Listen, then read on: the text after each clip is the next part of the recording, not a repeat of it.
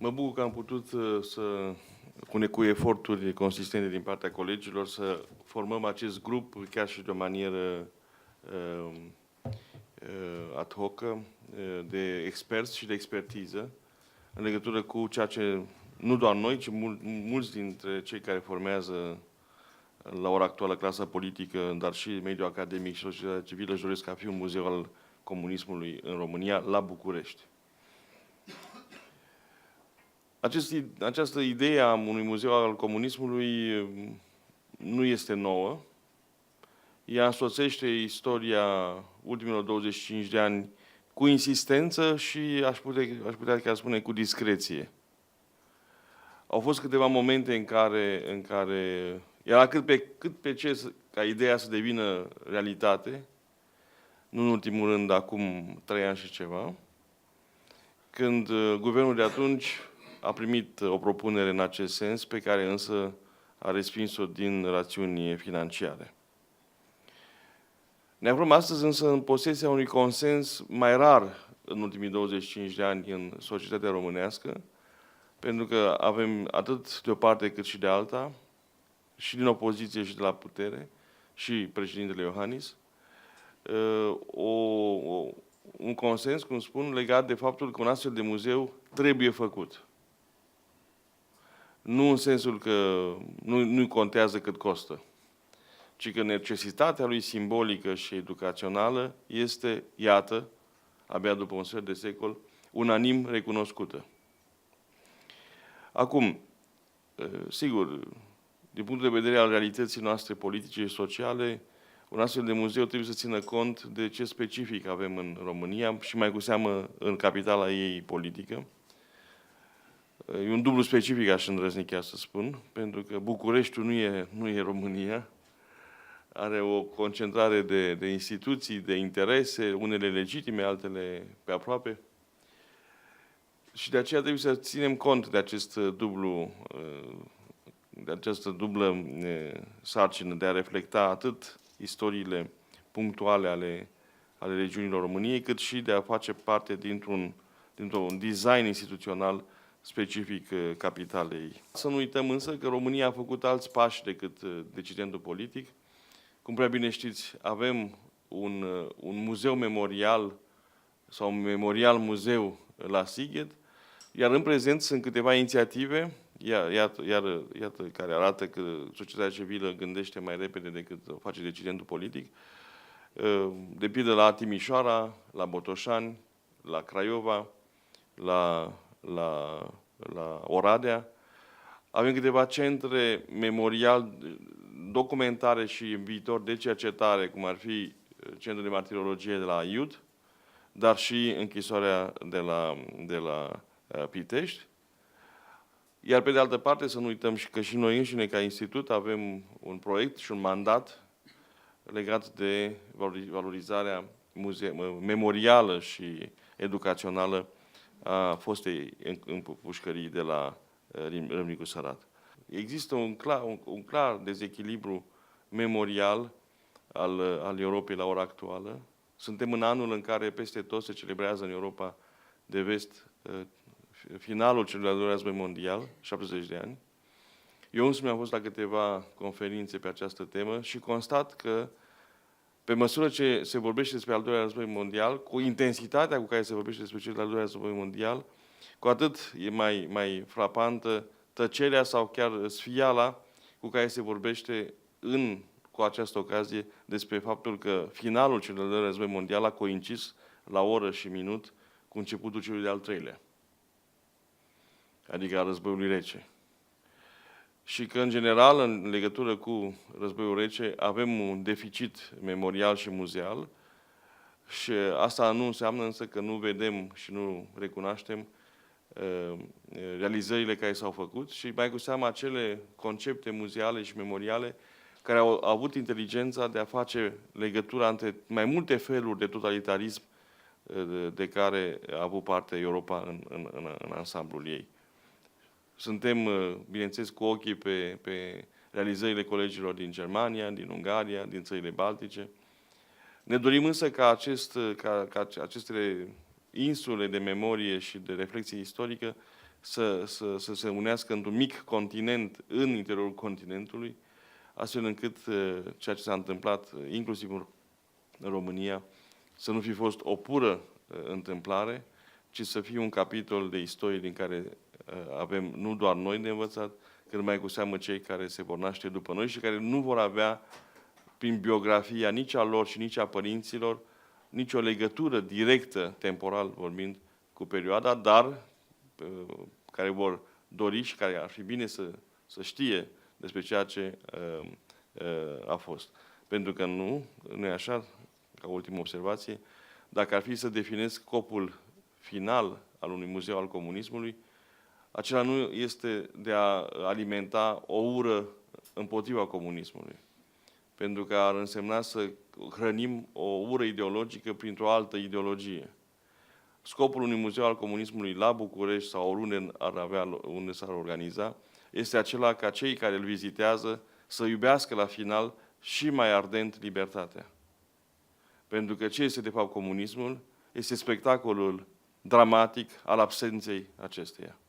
Ca și principale activități, ele sunt centrate pe studierea, pe analiza trecutului comunist și pe proiecte educaționale și pe investigații speciale. Din perspectiva muzeală, pentru că aceasta este cea care ne interesează în mod special în cadrul acestui workshop, aș menționa faptul că în 2007 Institutul a primit în administrare fosta închisoare de la Râmnicu Sărat. Este un proiect complex, din păcate, din considerente, să spunem, administrative. Nu am reușit să evoluăm cu acest proiect atât de repede pe cât ne-am dorit noi, dar avem semnale foarte bune că în viitorul relativ apropiat lucrurile vor avea un tempo mai ridicat.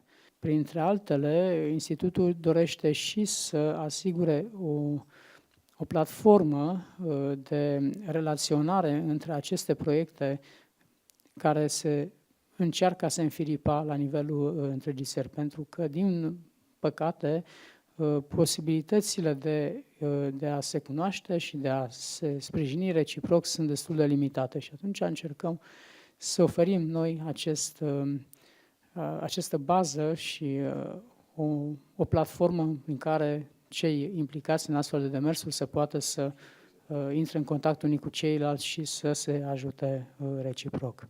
Mă numesc Gino Rado, sunt vicepreședinte al Asociației Memorialul Revoluției din Timișoara și director al Centrului Național de Documentare și Cercetare despre Revoluția Română din 1989.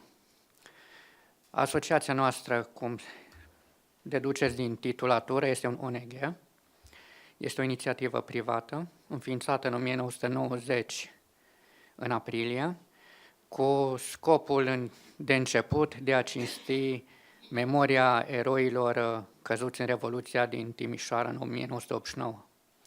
Și ca atare s-a dorit realizarea unui monument sau mai multe pe această temă în Timișoara. Pe parcurs, ideea s-a dezvoltat, am reușit să facem 13 monumente în zonele cele mai fierbinți, să spunem așa, ale Timișoarei, unde au căzut foarte mulți eroi. Și pe parcurs din 1990 încoace am început să adunăm și documente, mărturii, articole din presă, obiecte reprezentative pentru acea perioadă. Așadar s-a născut și ideea de a face o bază de date, de a aduna un fond documentar cât mai mare pentru o viitoare cercetare. Așadar, noi până în anul 2000 am reușit să construim cele 13 monumente și o bază de date destul de serioasă, astfel încât în 2000 asociația noastră a primit titulatură de obiectiv de interes național și am primit și o finanțare parțială de la bugetul de stat prin Ministerul Culturii din România. Astfel am reușit să ne dezvoltăm mult mai bine din 2000 încoace și am reușit să dezvoltăm un centru de documentare și cercetare foarte puternic, reușind astăzi, în 2015, să avem 4 departamente foarte bine structurate în interiorul asociației. Unul ar fi acela al unui ansamblu de monumente, cele 13 din Timișoara, și avem și la Popeșile Ordeni construit o mică biserică și o zonă de reculegere, acolo unde a fost aruncată cenușa 43 de cadavre ale eroilor care au fost arse la crematoriul Cenușa din București. Al doilea departament, acela de muzeal, avem spații expoziționale și am încercat să punem în valoare un muzeu al Revoluției, să spunem, prin expoziții în care am încercat să valorificăm atât imagini, documente,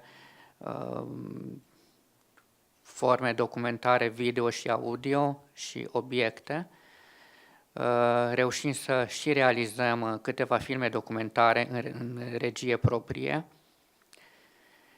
Al treilea departament ar fi acela de efectiv de documentare și cercetare și rezultatul acestor documentări și cercetări sunt cele peste 50 de titluri de carte pe care am reușit să le scoatem și astfel s-a născut și necesitatea celui de-al 4-lea departament. Din 2010 avem propria noastră editură prin care scoatem la lumină, la tipar, tot efortul de cercetare al celor din echipa noastră și a altor istorici, cercetători, jurnaliști care colaborează cu noi și cu sprijinul cărora reușim și încercăm să facem o cercetare cât mai serioasă și mai profesionistă.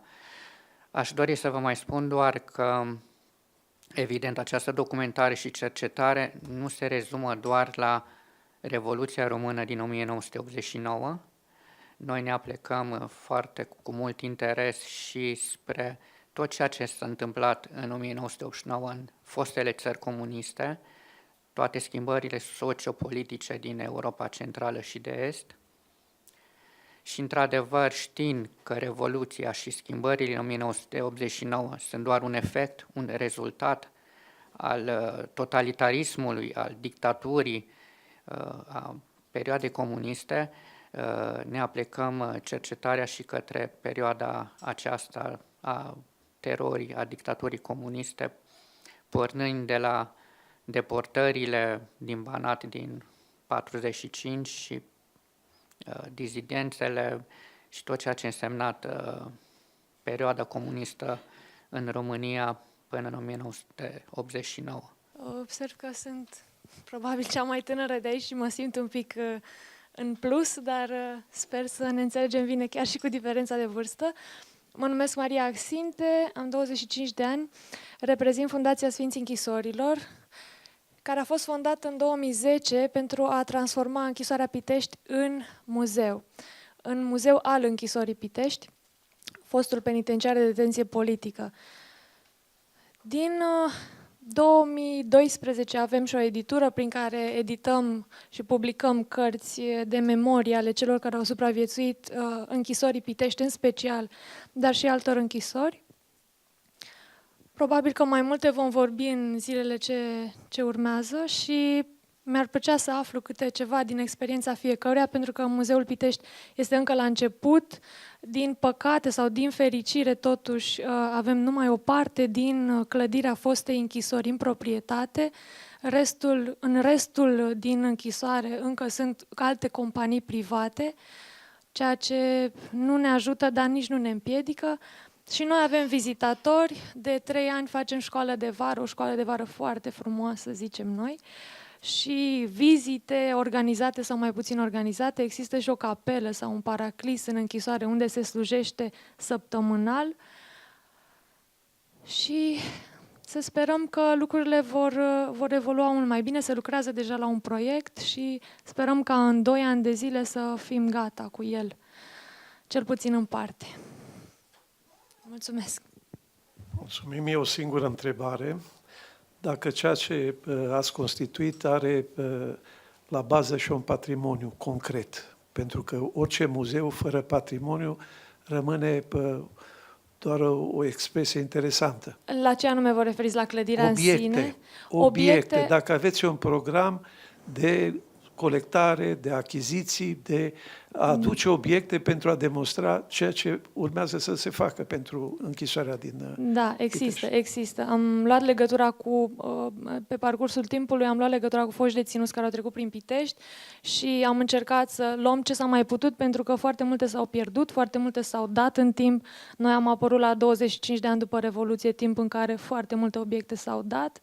Însă am găsit cărți poștale, obiecte lucrate în închisoare, obiecte ale foștilor deținuți personale. Am început să facem rost chiar și de fotografii din penitenciar, chiar dacă e vorba de anii 70, când deja nu mai era penitenciar de detenție politică, dar s-au găsit din fericire. Mobilier sau altceva nu s-au mai găsit, era prea târziu. Mă numesc Tărăc Iosef și sunt președintele Asociației Foștilor Deținuți Politici din Covasna.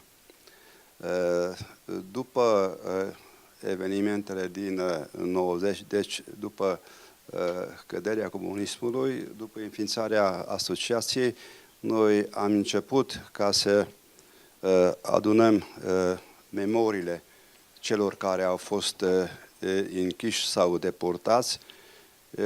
Am reușit să executăm o serie de monumente în memoria celor care au fost executați, condamnați sau deportați și în acest fel am reușit ca în mai multe localități, în Sfântul Gheorghe, Târgu Secuiesc, Barault, Bixad și în comune învecinate, unde au fost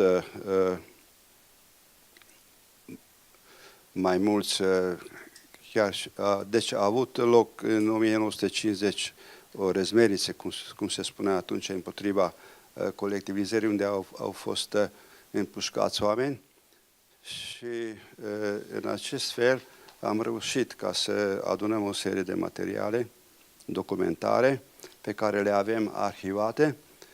În același timp am reușit să înființăm un muzeu, un Memoria, deci Casa Memoriale a foștilor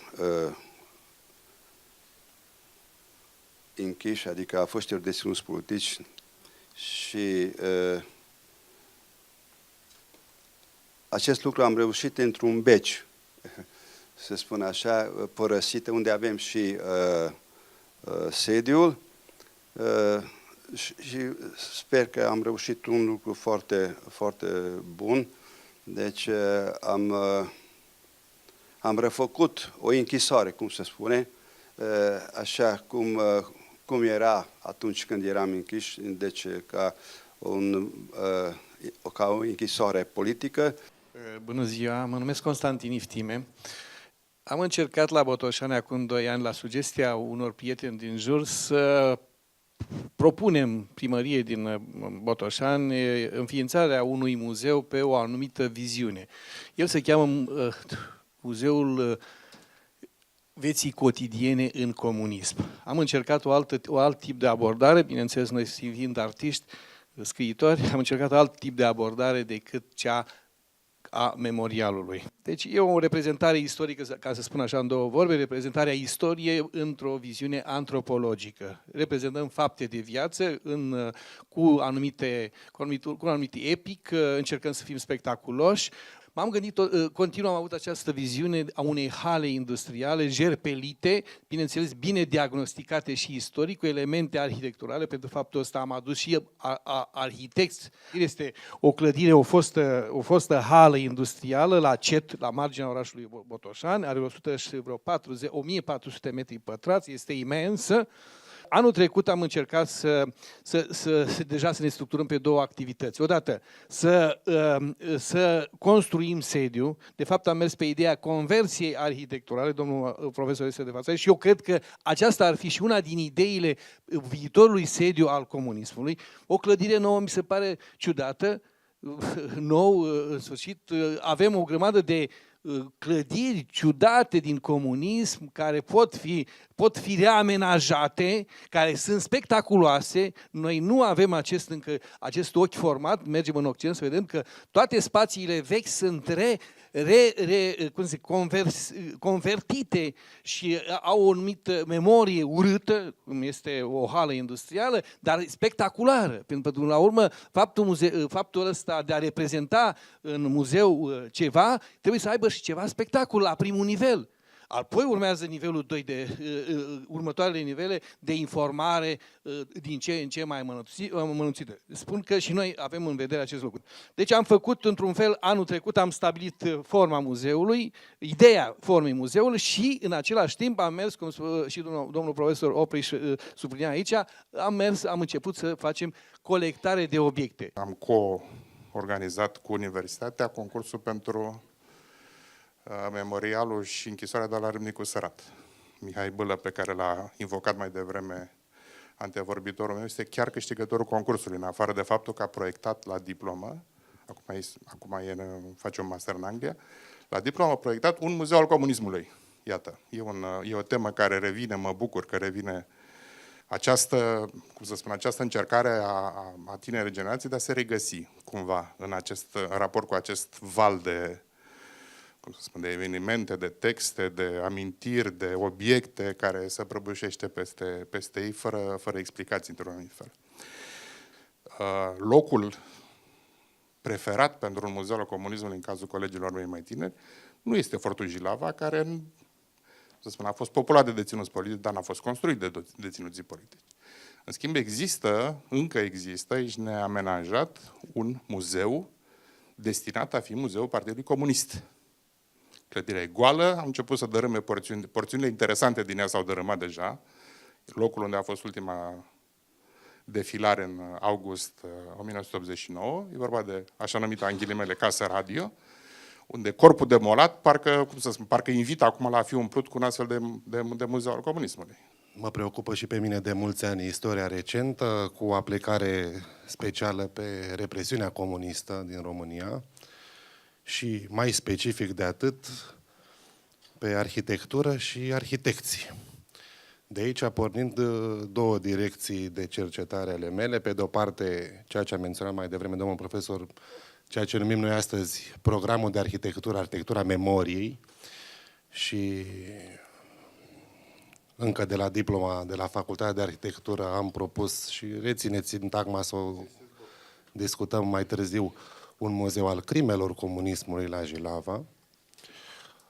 Ulterior, într-o cercetare doctorală, axându-mă pe destinul individual al arhitecților care au avut de suferit în timpul regimului comunist, în special cei care au făcut detenție politică, și leg de asta următoarea chestiune. Apropo de muzeele și memoriale Holocaustului, pe cele din Germania, Polonia, Cehia și Austria le-am vizitat pe toate. Într-adevăr, sunt la în lumină în față, dar și pentru că ideologia a fost condamnată la un moment dat, vinovații au fost condamnați la momentul oportun, iar cercetare și documentare se face de 70 de ani, chiar și aceste muzee sau memoriale, fiind și din punct de vedere arhitectural într-o continuă evoluție. Și într-o chestiune mai recentă, o descoperire cu ocazia acestei cercetări despre arhitecții care au făcut detenție politică, una din chestiunile nemaipomenite pe care le-am dezgropat a fost modul în care unii dintre ei au fost folosiți din punct de vedere profesional în timpul detenției. Și, mă rog, n-ar fi nimic de mirare să aflăm că au proiectat sau executat barăci pe la colonii de muncă, de exemplu, dar au fost implicați și, repet, în stare de detenție și la alte câteva șantiere foarte interesante. Un exemplu ar fi restaurarea cazinoului din Constanța în 52, 100 de deținuți politici în cap cu 2 arhitecți, Constantin Joja și Ioan Cristodulă și altele, dar o realizare nemaipomenită pe care sper să reușim să o valorificăm memorial este fântâna Dragonilor de la Constanța, partea complexului cultural-sportiv realizat în 52-53, care conținea și stadionul și alte lucruri. Fântâna este făcută de deținuți politici, atât proiectul cât și execuția, coordonați, de exemplu, la partea de pietrărie de celebrul arhitect interbelic Pandele Șerbănescu. Bună ziua, numele meu este Dania Dumitrescu. Vă mulțumesc că m-ați invitat aici. Mă bucur că sunt alături de dumneavoastră. Sunt muzeograf la Muzeul Municipiului București. Vă invit să vedeți expoziția de istorie a Muzeului Municipiului București. Una dintre săli este destinată istoriei comunismului. Sunt 760 de muzee în România. În multe dintre ele încă subiectul acesta nu este abordat într-un mod convingător. Avem un Muzeu Național de Istorie pe care nu-l avem. Este în curs de a fi definitivat, spre deosebire de țările din care veniți dumneavoastră, unde istoria națională este bine prezentată în instituții naționale de profil și este mai ușor, într-un fel, să inserăm anumite segmente din istoria recentă în ea. Eu de 20 de ani sunt curatorul cetății Oradea, cetate în care a existat, din nefericire, în perioada 1947-1953, și un lagăr de tranzit în care erau colectați, în ghilimele, toți cei care fluierau în biserică. Tot așa, în ghilimele spus, adică nu acceptau în zona Maramureș, satul mare, Sălaș, Bihor, noile realități democrat-populare ale regimului care se instala. Administrația sovietică a făcut inițial un lagăr pentru prizonierii germani. Dacă tot a existat, noul regim ce a zis? Hai să-l preluăm și să-l folosim în continuare și au fost în toți acești ani, 6 ani aproximativ, persoane de toate categoriile sociale arestați și aduși în acest lagăr din cetatea orădeană, simpli muncitori, prin inscripții, scrijelituri efectiv în pereți, am reușit să descoperim mineri din Baia Mare, actrițe, intelectuali, tineri, bătrâni, nu conta. Ne-am gândit că ar fi bine să readucem în memoria orădenilor, pentru că orădenii habar n-au că a existat un asemenea lagăr și în centrul orașului. Toți știu de Sighe, de Aiud, de Poarta Albă, nu știu ce, habar n-au că la 2 pași de ei a existat așa ceva. Și atunci am zis că este bine să readucem în memoria orădenilor și acest moment dramatic și în subsolul una dintre clădirile cetății, fosta baracă a tinerilor ofițeri în perioada austriacă, în secolul XVIII, un subsol care reprezintă prin forma lui un loc propice pentru așa ceva, pentru că este exact aspectul unui celular din închisorile comuniste, un culoar, 5 încăperi mici pe o parte, 5 încăperi mici pe partea cealaltă, pe stânga, respectiv pe dreapta. Vom amenaja un asemenea muzeu al lagărului, a represiunii comuniste în nord-vestul României. Sunt președintele Fundației Culturale Negru Vodă, care începând cu 1989, am greșit, 1999 am început să cercetăm rezistența anticomunistă în țara Făgărașului. Trebuie să recunosc de la început că, deși toată lumea știa despre închisoarea din centrul orașului, în cetatea Făgărașului, ceea ce s-a întâmplat acolo, cine au fost închiși și alte aspecte nu au fost cunoscute. Dacă întrebai pe cineva, nu știa absolut nimic despre această închisoare, care a fost exact în centrul orașului. În cetate au fost închiși să zicem, liderii Poliției Române, ai Jandarmeriei Române și serviciilor secrete. Au fost acolo peste 4.000 de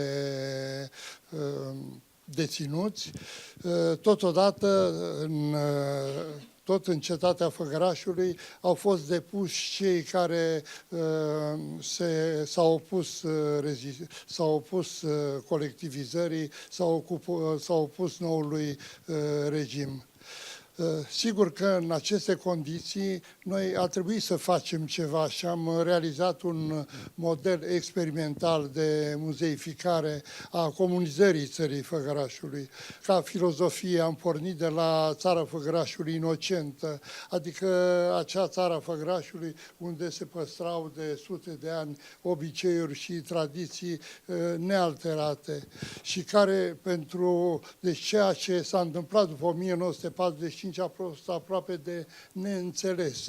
De altfel, mai trebuie să înțelegem și un lucru, că în câțiva ani de zile, de fapt, s-a răsturnat lumea pentru ei.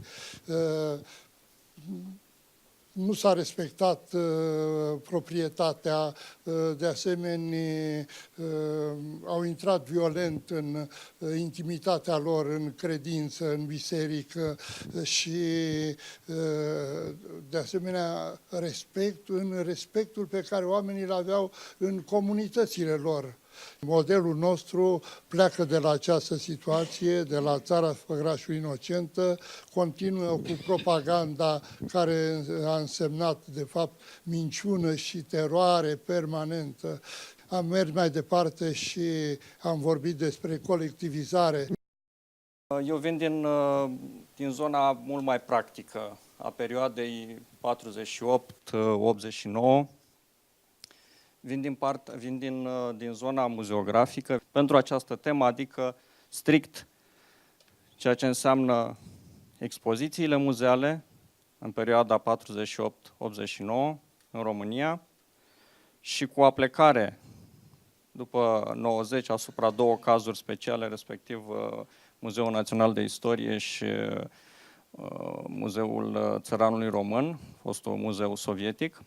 Muzeu fără obiecte nu se poate, muzeu fără spațiu nu se poate, muzeu fără arhitect, conservator și muzeograf iarăși nu se poate. Și atunci când am delimitat expoziție, punct muzeal, muzeu memorial și în sfârșit Muzeul Comunismului e tema noastră, deci un proiect național, trebuie să gândim asupra lui.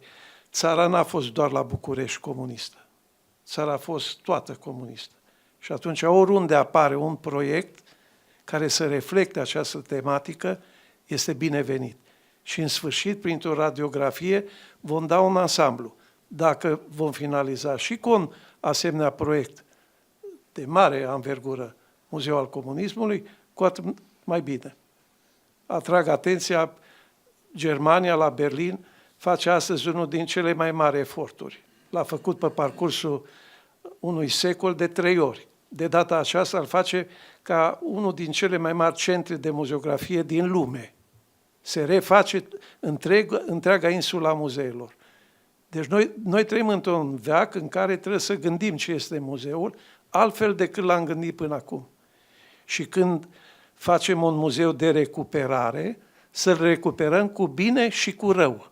Pentru că n-a fost numai negru, n-a fost bine, știm cât de bine ne-a mers, cei care am trăit în acea perioadă. Este unul din cele mai ample programe și unul dintre cele mai dificile programe. Și cine a făcut, oaspeții noștri au făcut asemenea muzee, vor putea mâine să ne spună cu câte adversități s-au întâlnit, s-au lovit pentru că aceste muzee să poată să fie împinse spre opinia publică. Mă bucur că sunt aici în mijlocul dumneavoastră și că sunt invitat. Sunt preot monah al Mănăstirii Sfânta Cruce din Aiud, mănăstire care este o instituție a Bisericii Ortodoxe Române.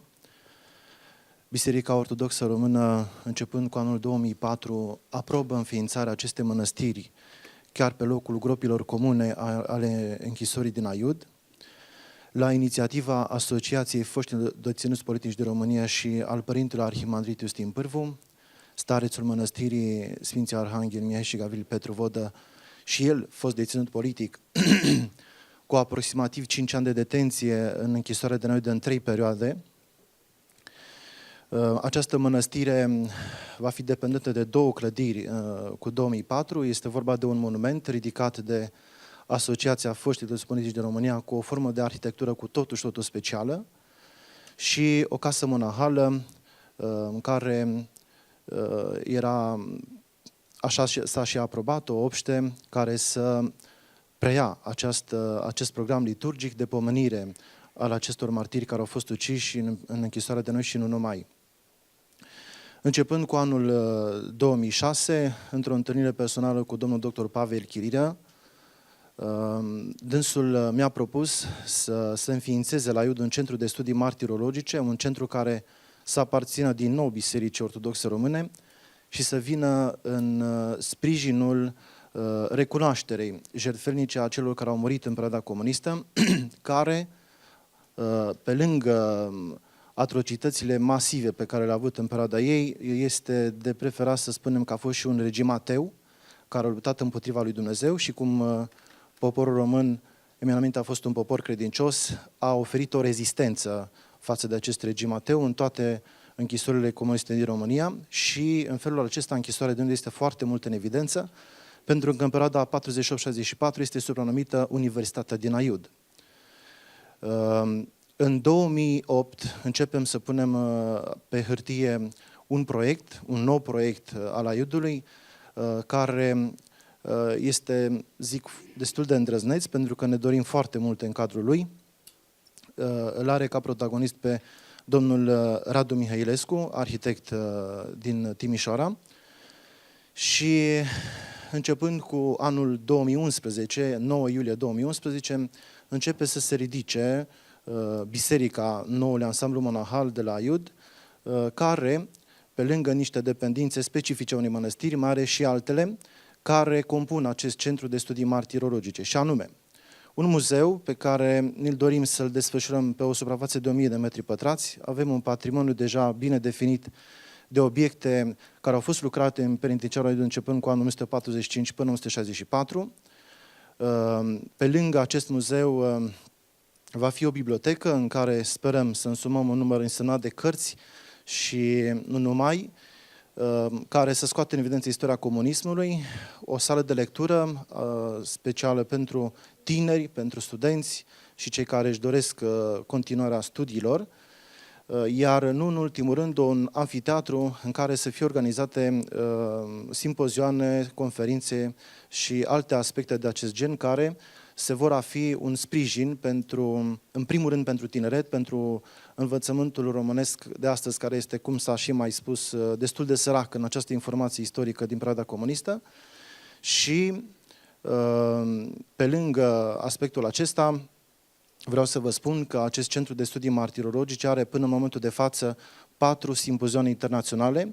Nu pot decât să salut intențiile de a realiza muzee ale comunismului, dar noi dorim cu totul altceva. Pare dur, pare neiertător, deși noi așa am fost educați din temniță, să ne iertăm criminalii.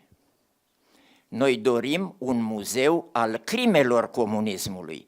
Noi dorim ca muzeul să nu fie în casa Republicii sau în presupusul sediu al radiodifuziunii române. În niciun caz să fie acolo alături de locul unde noi am suferit. Mâine veți vizita Fortul 13, unde și eu am fost deținut politic. N-a fost construită ca închisoare pentru deținuții politici, dar le-a prins bine fraților ca să ne trimită acolo, pentru că acolo noi n-am trăit, ci ne-am târât ca niște râme pe sub pământ. În acea temniță este cel mai cumplit loc de detenție din lumea comunistă europeană. De asta se impune un muzeu al crimelor comunismului, pentru că în România s-au petrecut cele mai cumplite orori din lumea comunistă europeană. Ce s-a întâmplat în temnița de la Pitești nu s-a întâmplat niciunde. în zona europeană comunizată. Însuși Alexandru Solzhenitsyn, marele dizident rus, a recunoscut acest lucru. Și iată că au trecut 25 de ani. Din cei aproape 200.000 de deținuți politici și deportați în cei 45 de ani de comunism, eu avansez cifre minimale, nu agreez cifre exagerat de mari, dar nu mai trăim nici 2500 dintre deținuții politici, subliniez, fără deportați și soții urmașe. Am sperat în acești 25 de ani ca să fie realizate aceste memoriale, pentru că una este să ridici un memorial după dosare, după cercetare, fie ea cât de științifică, și alta, cu totul altceva, este să asculți istoria din gura făuritorilor ei. De ce în România n-a rămas nici unul din zecile de lagăre ale morții? De ce niciun lagăr din salba de lagăre ale morții de pe canalul Dunărea-Marea Neagră n-a rămas ca să fie un loc vizitabil, așa cum se întâmplă în alte locuri în lume? Toate au fost rase de pe fața pământului. De ce? Pentru că n-a existat voință politică. Iată, asociația noastră a luat ființă în 2 ianuarie 1990. La Brașov am reușit să realizez poate prima din lumea comunistă europeană, dacă nu prima, categoric între primele expoziții de mare anvergură la tot parterul Muzeului de Istorie din Piața Sfatului din Brașov. Din sutele de exponate, astăzi nu se mai găsește nici unul nu se mai găsește.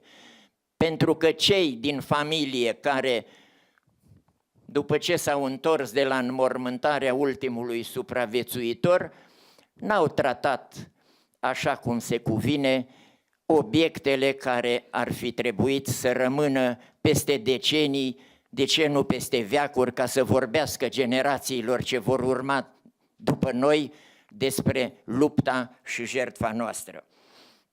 Fac parte și din Asociația Internațională a Foștilor Deținuți Politici, din conducerea acesteia, din comitetul de 5 persoane.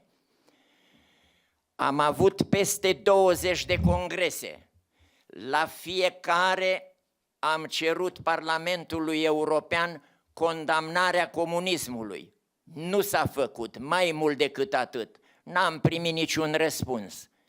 Fără aceste memoriale, de unde să știe Europa că ultimii luptători cu arma în mână au căzut la 14 ani după încheierea celui de-al doilea război mondial? N-au de unde să afle acest lucru. Din acest punct de vedere, își demonstrează utilitatea grabnică aceste muzee, memoriale, cum vrem să le spunem. Am o singură sugestie de făcut gazdeilor noastre, să așeze într-o formă scrisă, nu numai pe internet, o hartă a acestor obiective care s-au făcut pe seama recuperării istorice și să le introducem în ceea ce se numește rețeaua instituțiilor, dându-le acestora dreptul la personalitate de recunoaștere alături de celelalte instituții de memorie culturală ale României. Mă numesc Ioan Chertiție, sunt președintele Asociației Proactiv Memoria din Târgu Ogna, care are ca obiectiv construirea Muzeului Penitenciarelor din România. Vreau să vă spun că am fost gardian în perioada anilor 1982-1992. În 1992 am părăsit sistemul, am fost nevoit să-l părăsesc, devenind în același timp dușmanul sistemului. După 17 ani am fost oarecum recuperat de către domnul general Băla și am primit acceptul să merg în toate penitenciarele din România și am și făcut-o în timp de 3 luni, unde am mers cu un mesaj foarte clar: fantoma milițianului să nu mai bântuie niciodată pe coridoarele pușcăriilor românești. Cu acea ocazie l-am cunoscut pe domnul președinte Bjoza, deci în 2009, și pentru mine a fost șocantă întâlnirea, pentru că mi-a dat una dintre cărțile domniei sale, Victime și călăi. Și ne aflam față în față, dar după o perioadă de timp ne-am împrietenit și acum suntem parteneri la proiectul de la Târgu Ocna. Eu nu sunt un specialist și eu nu fac nimic altceva decât să filmez foști gardieni care depun mărturii. Am fost la Gherla, am filmat cu gardianul care l-a cunoscut pe Nicolae Steinhardt, la Aiud, pe secretarul celebrului Ion Crăciun, la Baia Sprie, un gardian care a lucrat cu deținuții politici în subteran. Și eu cred că aceste lucruri sunt importante, deoarece pentru elevii de la școala de agenți de penitenciare e necesar să știe ce s-a întâmplat cu adevărat și eu chiar îi înțeleg foarte bine, pentru că am trecut prin acele momente când nimeni nu ne-a spus ce a fost cu adevărat în anii 50, de exemplu. Mai mult decât atât, ce aș putea să spun? Decât să aștept să primim acordul Ministerului Justiției și nu înțeleg că nu le-a cerut nimeni niciun ban, decât să accepte să se construiască un muzeu în incinta școlii. Sunt președintele Fundației Sfântul Nicolae din Gherla. În dealul Cărămidăriei avem cimitirul foștilor deținuți politici. Acolo, de mai bine de 3 ani, ne luptăm ca să demarăm ridicarea unui complex memorialistic. E adevărat, demersurile s-au făcut, însă lucrurile se apropie, nădăjdim, de un final fericit. Ceea ce este trist și de neînțeles, o parte din acest cimitir, printr-un pact politic nedemn, a fost cedat pentru un alt cimitir al Bisericii Reformate. Cu alte cuvinte, cimitir peste cimitir. Să nu lăsăm să odihnească pe martirii neamului, nici măcar acolo unde și-au găsit locul de odihnă veșnică. Am reușit totuși în cei din urmă să-l conving pe un fost gardian ca într-o zi, pe serate, a pus condiția aceasta, să refacem drumul pe care domnia sa îl făcea mereu când îi ducea spre îngropare în gropile comune pe deținuți. Am recunoscut și am recuperat o parte din acel pământ, se văd gropile comune, se identifică și sigur nădăjduim prin concursul Institutului și cei din urmă, sigur, implicarea altor factori de răspundere, să putem să recuperăm acel pământ care este un pământ sfânt pentru tot neamul nostru. Bună ziua, Simina Bădică mă numesc, sunt cercetător și curator la Muzeul Țăranului Român. Interesul meu pentru acest subiect are 2 componente. Este un interes analitic pe de o parte. Eu am scris o teză de doctorat despre muzeele comunismului, mai precis despre felul în care comunismul a devenit obiect de muzeu, aș spune mai degrabă, odată în anii 50 în România și a doua oară în anii 90. Eu sunt curatorul unei colecții neobișnuite, să-i spun, pentru Muzeul Țăranului Român, care este, după cum știți, un muzeu de etnografie, dar sunt deținătorii unei colecții, căruia noi îi spunem colecția comunism sau colecția de obiecte comuniste. Convingerea mea este că aceste obiecte sunt importante, cu atât mai mult cu când sunt din ce în ce mai puține. Din păcate, în muzeele din țară s-au aruncat efectiv foarte multe astfel de obiecte muzeale. Ceea ce am făcut de pildă acum 5 ani este că am făcut un fel de de experiment muzeal, de inserție în expoziția permanentă a Muzeului Țăranului, pe care probabil mulți o cunoașteți. Este o expoziție mai mult decât o expoziție etnografică, este o expoziție estetic este o instalație artistică, am putea spune. Am inserat în această expoziție câte un obiect în fiecare sală din această colecție de obiecte comuniste. Deci cumva am readus în sălile muzeului obiectele care ar fi fost acolo cu 20, 30, 40 de ani în urmă. Din punctul meu de vedere, una din propunerile cu care eu aș fi vrut să vin astăzi ar fi fost legat de această inserare a poveștii comuniste, a istoriei regimului comunist în orice fel l-am înțelege, în muzeele deja existente. Mi se pare că această tendință de a duce povestea comunismului la margine, asta însemnând poate să fie margine de oraș, poate să fie foste pușcării, poate să fie subsoluri, cum am auzit și astăzi un exemplu și cum e și la noi la MCR.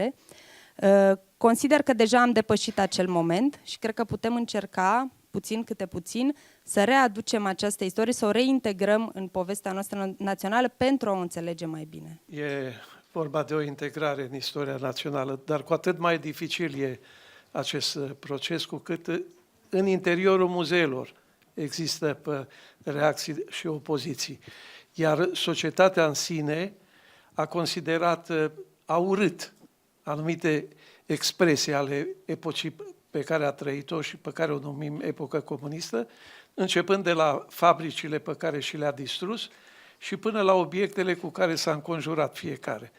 Datorită acestui complex extrem de contradictoriu, e foarte greu să faci patrimoniu. Mă numesc George Nache, sunt profesor la Universitatea Unora de Jos din Galați, fost cercetător CNSAS. Eu sunt în primul rând istoric și de aici am pornit interesul meu față de istoria comunismului. Și compar această discuție despre muzeu sau muzeu sinteză sau muzeale comunismului cu ce s-a întâmplat în cercetarea propriu-zisă a comunismului.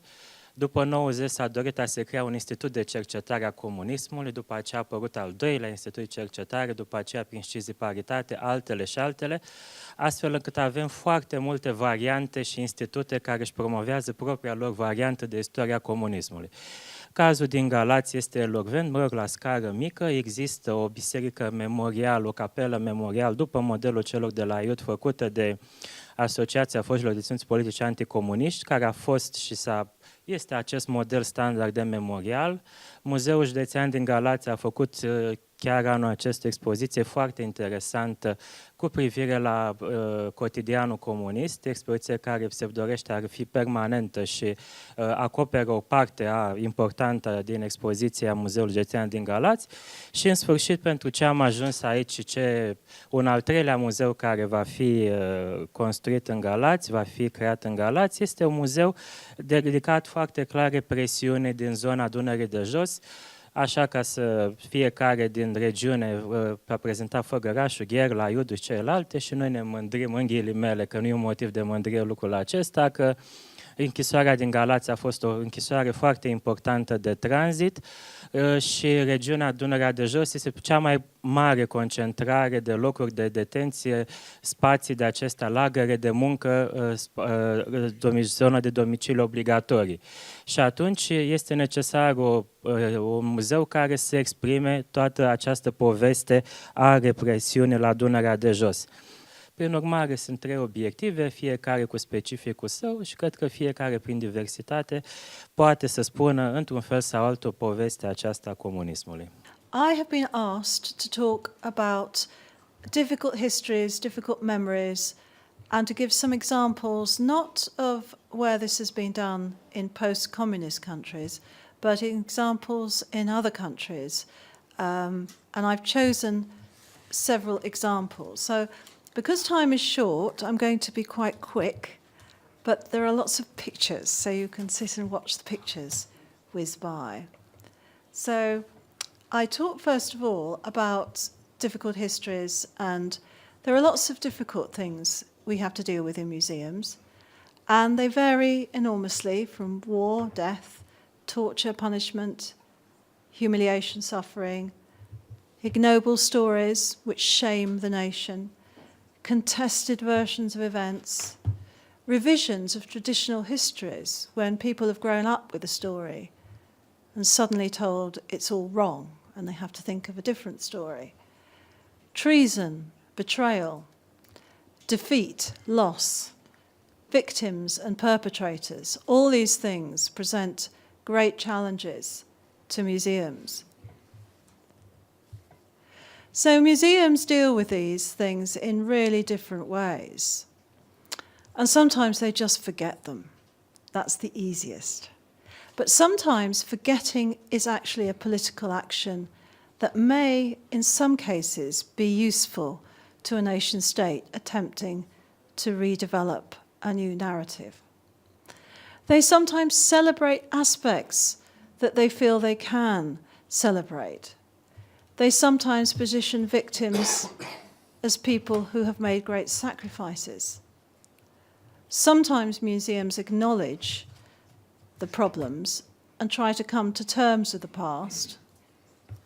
Sometimes they just remember, they put the stories out there and let you choose for yourself how to interpret them. Sometimes museums are set up specifically to establish certain types of victims. Sometimes they just ignore everything. Quite often they use personal stories. So I'm going to just show you 4 case studies. And I thought I'd talk about something from the UK and about Northern Ireland. Now, some of you may be familiar with what's been going on in Northern Ireland for the last 50 or 60 years, but some may not be. It's a very, very divided community, divided along religious lines, with Republican Catholics wanting an independent Ireland and Unionist Protestants wanting Northern Ireland to stay part of the UK. And one of the challenges facing museums in Northern Ireland, and indeed throughout the rest of the UK, is how to deal with these difficult issues. In particular, the IRA, that was the Catholic Army of Resistance, campaigning in 1969 to 98 across the whole of the UK. If you like, these were terrorists, although they would say they were freedom fighters. It depends whose side you're on. And we tend, in the UK, to try and forget them. But of course, in Northern Ireland, you can't. And then I'm going to look at a couple of examples in the Netherlands. I'm going to look at how they've tried to come to terms with their story of resistance and collaboration under Nazi occupation, and what they're doing with an old story that they've got to revisit, and that is the problem of slavery. So this is Northern Ireland, or this was Northern Ireland, divided community where different groups armed themselves and patrolled their areas. If you wanted to know which area you were in, you would work it out by looking at the curbstones, because throughout Northern Ireland, in every city, the curbstones were painted in different colours, depending on which area. So here you've got red, white and blue. You're in a Protestant Unionist area. If you had it in another colour, such as green and yellow, you'd be in a Catholic area. And here we have 2 examples of how, on the one side, you've got the Republican side, the green, yellow, and the white, and that's gone on curbstones and on public monuments, and on the other side, the red, white, and blue. And what you're looking at there is a picture of a wall that divides the 2 communities in Londonderry. And this wall was typically found throughout every city in Northern Ireland and every town. The wall was to keep populations apart and to prevent them from killing each other. The wall also made people feel safe. That was the case until 1998, when there was something called the Good Friday Peace Agreement, and both sides decided to share their power. They would agree to share power in Northern Ireland, and at the same time, they'd try and share their history. but that was very difficult. Just to give you an example of the sorts of memories and difficulties they're coming to terms with, the Omar bombing, which took place in 1998, just as the peace negotiations were taking place. And this Omar bombing killed more people in one bomb than any other bomb, and it became notorious, killed over 40 people and injured about 200. So I'm now going to talk very briefly about how they did this history in the Tower Museum in Northern Ireland. It's actually in Londonderry, as it's called, or Derry. If you're Protestant, you say Londonderry. If you're Catholic, you say Derry. So this city even has two names, depending on which side you're on. So in Derry, or Londonderry, when you go in, you have a choice of which path you follow, which history. Either independence for Ireland or union with Britain. And you can choose which history you want to go down. And you choose, because the doors lead you into different histories. You even follow the curbstones as you go round. But what they don't tell you is that this is one path. When you walk round, you join up with the other path, and you come back in time to see the other group's histories. So this is how they've dealt with that difficult problem. They didn't build two museums. They decided to acknowledge there were two different versions of the same story. In England, it's different. We tend to forget the IRA campaign. We haven't worked out how to put it in museums yet. So, for example, in the 1970s, the IRA bombed cities throughout the UK. This is London. One person was killed, 44 people injured. They blew up a truck in the heart of the financial district. In the Museum of London, you'll find one small bit of information about a 30-year campaign with one image. That's very unusual. Most museums in the UK don't talk about it. And partly they don't talk about it because the Good Friday Agreement is still really quite fragile. And nobody wants to provoke different reactions again. I'm not saying that's right. I'm not saying it's good. And it certainly doesn't allow people who died and their families, the families of people who died, to have any closure. But it does mean that for the time being, the government and people of England have decided to forget. So I sum up by saying most museums ignore the bombing. We need to try and forget the past, but many things are still unresolved, especially when we think of the families of those on both sides who were murdered, suffered abuse and torture. Now I want to talk about another example. This is one from the Resistance Museum in Amsterdam. Now, traditionally, the Dutch told a story of how they resisted the Nazi occupation of their country, and they were all heroes in resistance. Recently, they have decided to try and work out a little bit more nuanced, a little bit more of what was going on. Because in fact, the Dutch government continued to work under Nazi rule. Some resisted, some collaborated, all tried to survive. So how, they said, do we tell these stories? And you've got the classic story of Anne Frank. Anne Frank was a symbol of Jewish survival in Amsterdam and Gentile support. But she could also be seen as a sign of Gentile betrayal to the Nazis.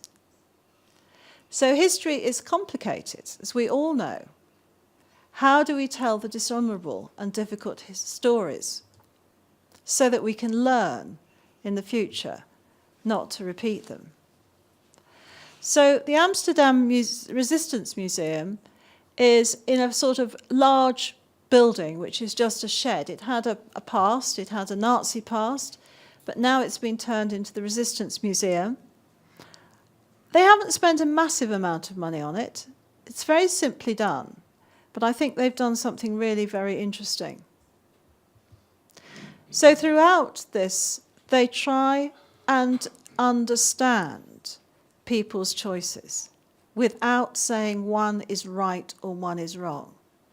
So with this image of Dutch people in Nazi uniform, they actually have put next to some of the images the reasons why they became Nazi. And they're very varied. Some because they wanted to protect their families. They thought if they joined that side, they would protect the people they love. Others because they believed in it. Others because they didn't know what else to do. And they also point out that during the time of the Nazi occupation, life went on. People enjoyed themselves, lived normal lives for a long time. They just accommodated, they accepted it. There was also a lot of collusion. This was a map which showed where Jews lived in Amsterdam, and each dot stood for 10 Jewish inhabitants. And the map was made by Amsterdam officials on the instructions of the occupiers. And of course, the map then allowed the Nazis to find the Jews.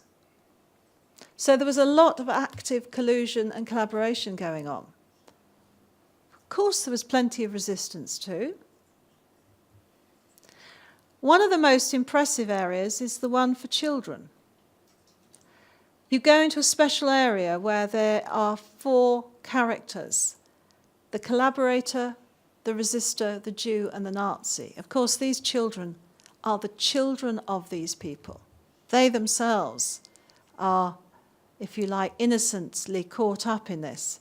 So can you tell from this picture which one is the Jew, which one is the Nazi, which one collaborates, which one resists?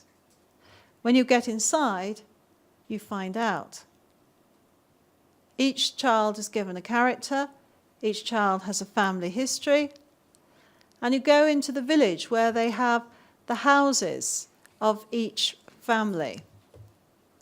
You can listen to radio stories and you can go into the houses and find out what their lives were like.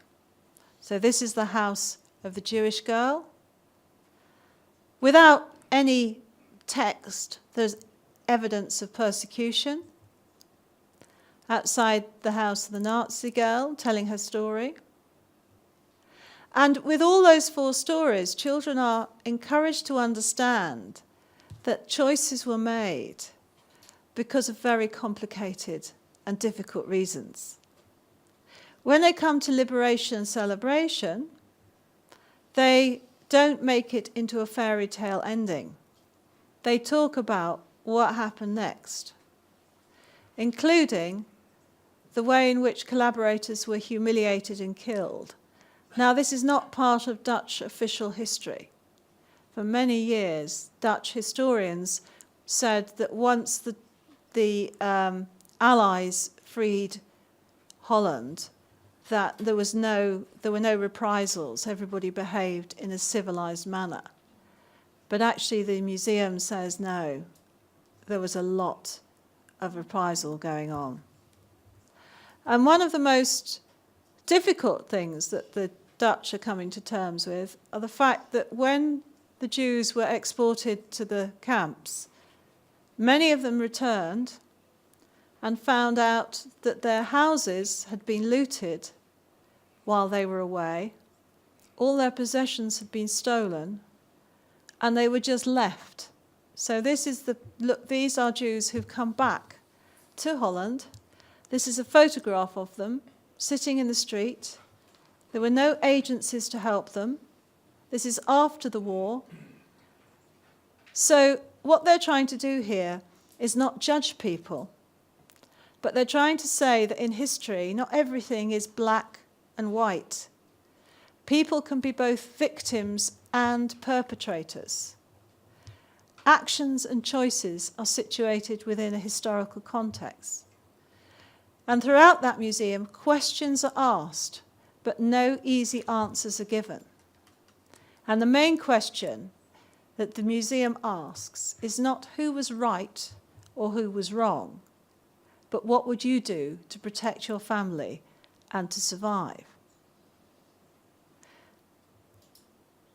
The final case study I want to talk to you about is a study of a history that has become more important over the last few years, but had been forgotten for a long time in Western Europe.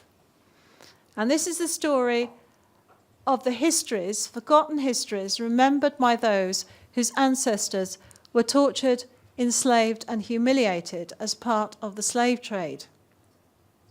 And slavery in the Netherlands has not been part of the national narrative, though the Dutch were slavers. So in other words, they tend to forget it.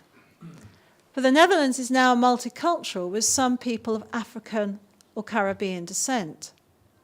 So the question facing the museums is how can the Netherlands put their history into the old narrative without upsetting those who would rather forget it and don't think it is something worth remembering, or who don't want their nation shamed by its past history. So the Maritime Museum, which has recently been redisplayed, tries to do this in a particular way. What it does is it focuses on one case study of a ship that had several hundred slaves and was wrecked on its journey. And when it was wrecked, the slavers locked the slaves in the hold of the ship, abandoned the ship to save their lives, so all the slaves died by drowning. And what they do in this particular example is set it out to the visitor as a question of was this a crime or was this not a crime? And as you go through, it first of all has a black academic, a professor of history, asking the audience to reconsider this story and to ask themselves, was this right? Was this a crime? And we are made into the detectives with bits of evidence shown in the exhibition. So, for example, there are original objects such as the slave whip, but there is also an immersive experience where there are sounds, voices, and you just pass through this to get an impression of what it was like to be shut up in the hold. And the narrator tells you that all these people were drowned. And then this man says, how could you do this to slaves? Weren't they human beings? But what was interesting and what I think worked really well in this museum was that when you'd gone through this, you came to a forum area for discussion and voting. And the questions you were being asked to vote on weren't about the past, but about the present. So one of the questions was, do you think that the history of slavery has led to racism in this country today? Yes or no? And you had two people for a minute each just explaining their views, and then you voted. Once you voted, you could see how other people voted. So this was an attempt to engage people in difficult histories and give them a chance to have their own views. And that, I think, is the end of my presentation, just to give you some examples. The 12 years of fascist Nazi Germany's Third Reich between 1933 and 1945 and the 40 years of communist rule in East Germany between 1949 and 1989. This is important to understand the special situation after the fall of communism. Germany had at that time the chance to look back at a 40-year-old tradition of analyzing the Nazi dictatorship. Coming to terms with the crimes that Germans committed in the Second World War and in the Holocaust was certainly not easy and for sure not perfect. But in 1989, after the fall of the second, and this time the communist dictatorship, there was already a whole infrastructure of coming to terms with the past. Universities, memorial sites, researches, movies, arts in general, publications, and a whole tradition of a public discussion and a public consciousness about the Nazi dictatorship existed already. In this meaning, in 1989, the Germans already had a kind of experience in coming to terms with the dictatorial past. Another special situation in Germany concerns the records of the State Security Service of the GDR, the so-called Stasi. When communist regimes in Central and Eastern Europe gradually lost their political power and were overthrown in the second half of 1989 by peaceful revolutions, a unique feature was on display in East Germany during the first days of December. Democracy activists and concerned citizens spontaneously forced their entrance into district and county headquarters of the feared and hated Ministry for State Security. Activists seized the buildings and sealed and secured millions of remaining surveillance files with the help of state prosecutors assisted by the police. Securing the Stasi files established a major pillar of transitional justice in Germany to be established and implemented during the following decade. Every person had the right to look into his or her Stasi file. Individuals were granted the right of access to any personalized records the Stasi might have created and filed on them. Also, they obtained the right to receive names of informers who had spied on them. Employees of Germany's federal and state civil service have been checked if they worked for Stasi. And there are also generous access rights for journalists as well for academic researchers. On the other hand, this led to the effect that the Stasi was for long years in the center of all debates about the communist regime in East Germany. The discussions concentrated on the official or unofficial Stasi collaborators. In scientific researches as well as in mass media, the Stasi was every day present. Other institutions of the dictatorship, first of all, the ruling Communist Party, the Socialist Unity Party of Germany, SED, Marxism-Leninism as a state ideology, or the international relations gained much less public attention, but they were nevertheless important factors of the dictatorship. Another point of the coming to terms with the communist dictatorship in Germany was the topic communist injustice before courts. I won't talk much about this subject because time is short and it is not directly related to the musealization of communism, hard word for a German. All in all, the legal process in the United Germany was characterized by comprehensiveness and thorough professionalism. It stood in continuance of a process of legal reckoning initiated in the GDR since November 1989. And it demonstrated through overall measured results that it hardly represented any post-unification victor's justice. The public verdict on this result was mixed, though. A lot of people were disappointed that it was obviously not possible for a free democracy to come over a dictatorship with the methods of a modern and democratic state of the rule of law. Between 1992 and 1998, 2 inquiry commissions of the German parliament investigated the history of the communist dictatorship and its effect on German unity. On recommendation by the Second Commission of Inquiry, the German parliament enacted in 1998 a law on the establishment of a federal foundation for the reappraisal of the SED dictatorship.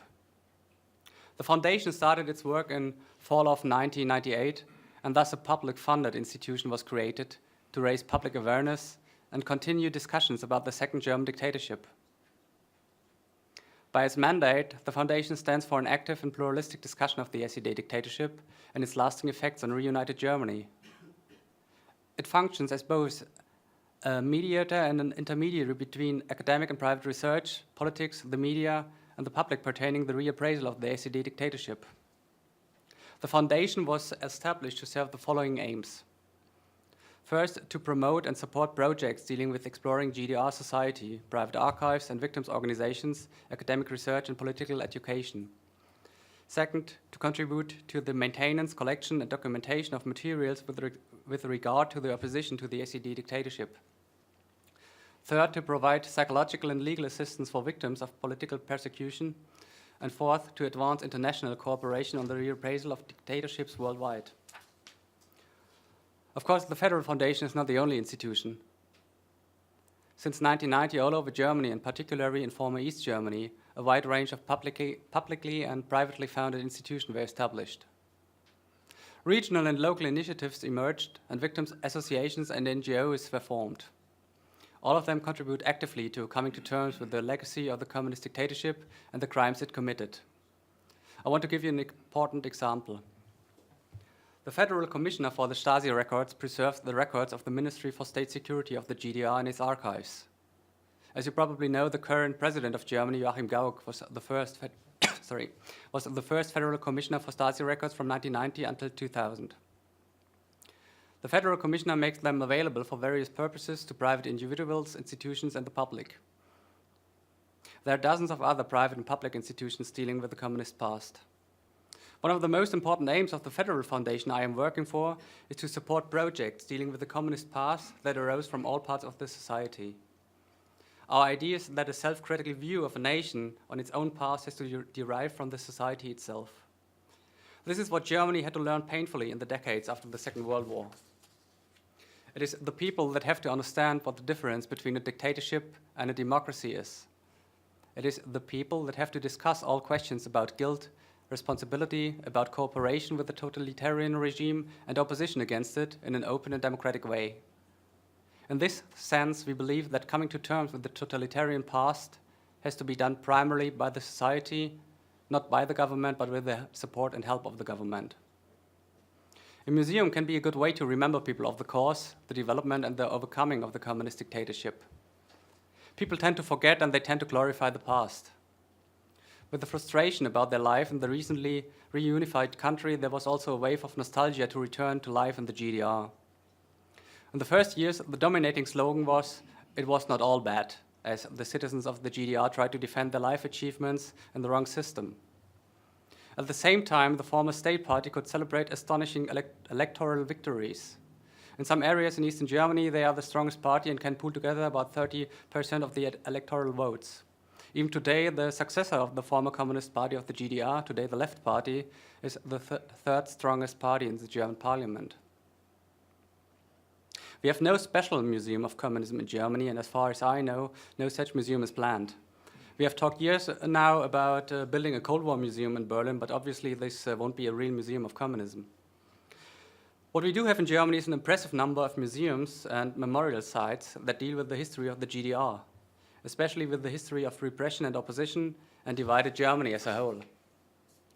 The two most important, the Berlin Wall Memorial and the former prison of the State Security Service in Berlin-Hohenschönhausen, are represented here by Professor Klausmeier and Mr. Knabe, so I will not mention the both in detail.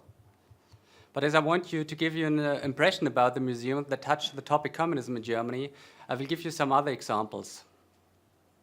A significant number of museums and memorials were opened on historic sites of repression and of German division.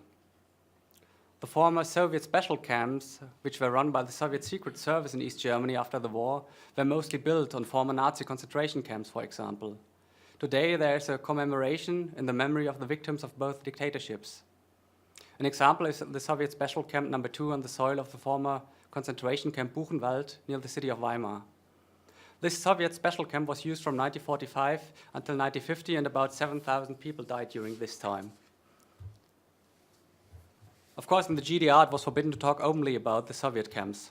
This is a photograph from April 1990 when members of the youth wing of the Christian Democratic Party in Germany demonstrated for a commemoration also of the victims of the Soviet camp. Another example of a museum that shows the character of the repressive regime is situated in Berlin.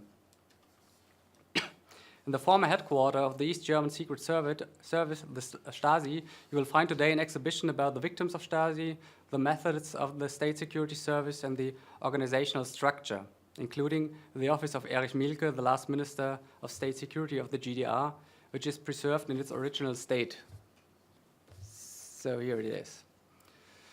These are only two examples of the variety of museums and memorial sites that commemorate the victims and disclose the repressive character of the East German dictatorship. In addition to repression and opposition, the topics border and German division are well covered.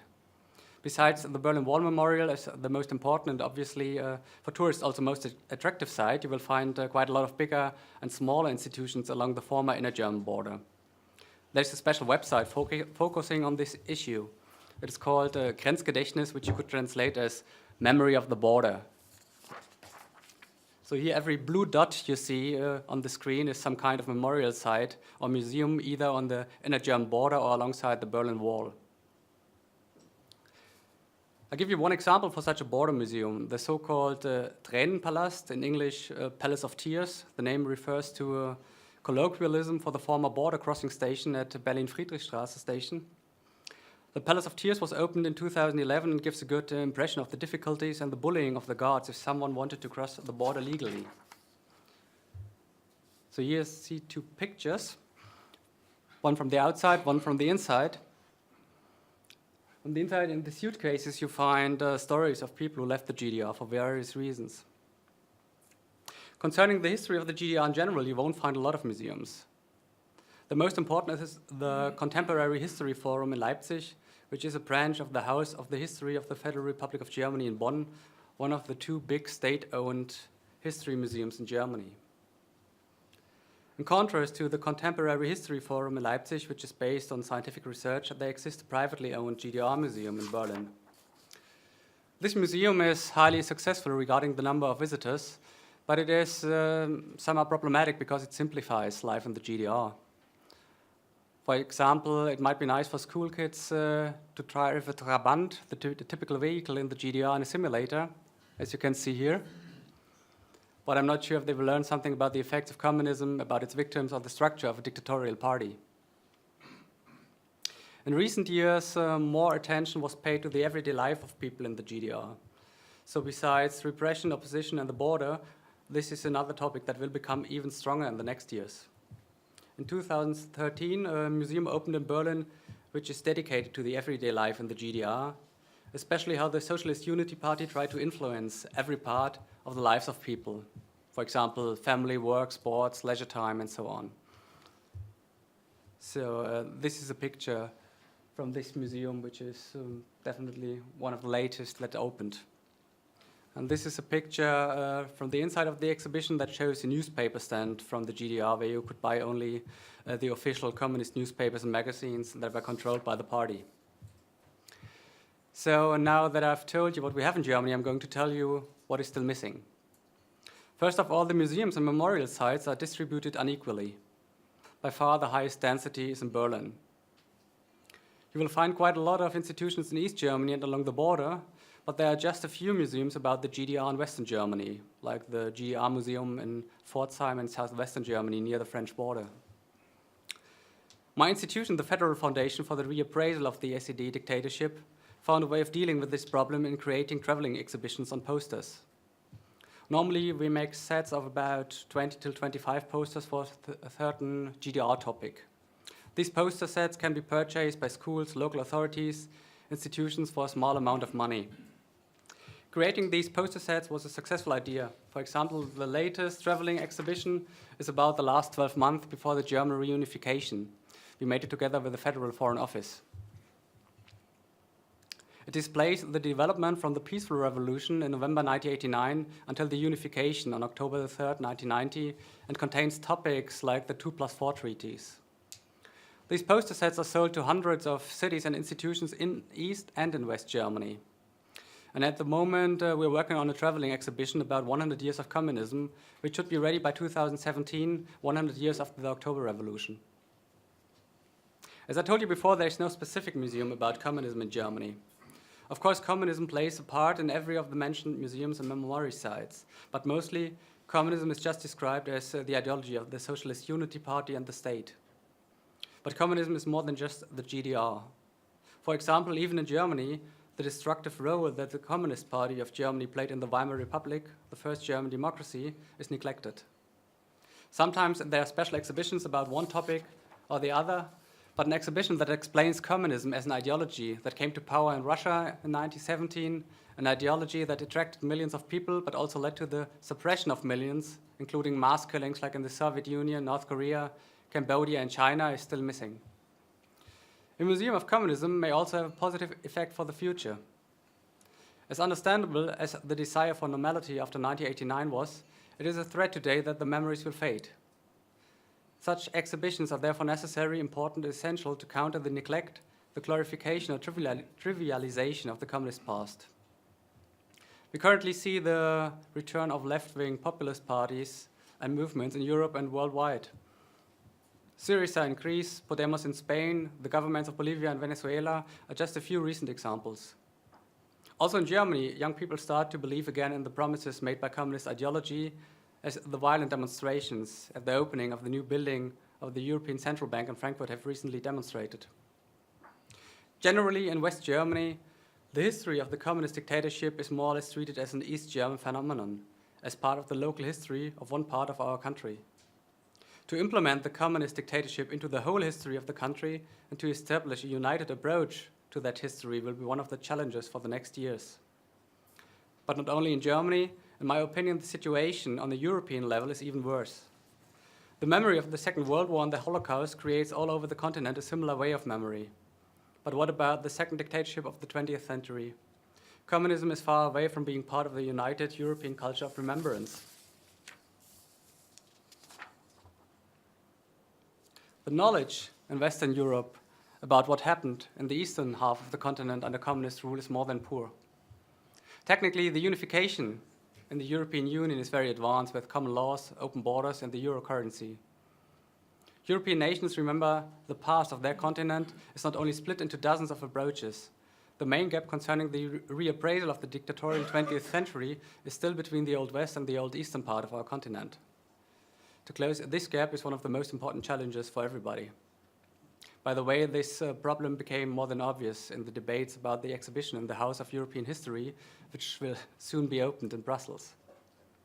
Therefore, a Museum of Communism is a good opportunity to demonstrate people not only a part of the history of their country, but, especially in the long term, explains to them why people were attracted by communist ideology, how it became a dictatorship, how people fought against it, and, at least in most of the states worldwide, how communism was overcome. So the Museum of the Occupation of Latvia, the theme is these three occupations, essentially starting with the attack by the Soviet Union on the Latvian border post on the 15th of June 1940, with the following ultimatum to allow the Soviet troops in unrestricted numbers and change of government, until the failed putsch of 1991, which allowed the re-establishment of independence. And the founders were a small group of mainly emigre Latvians from the United States. So the interest to actually make this museum came from outside Latvia.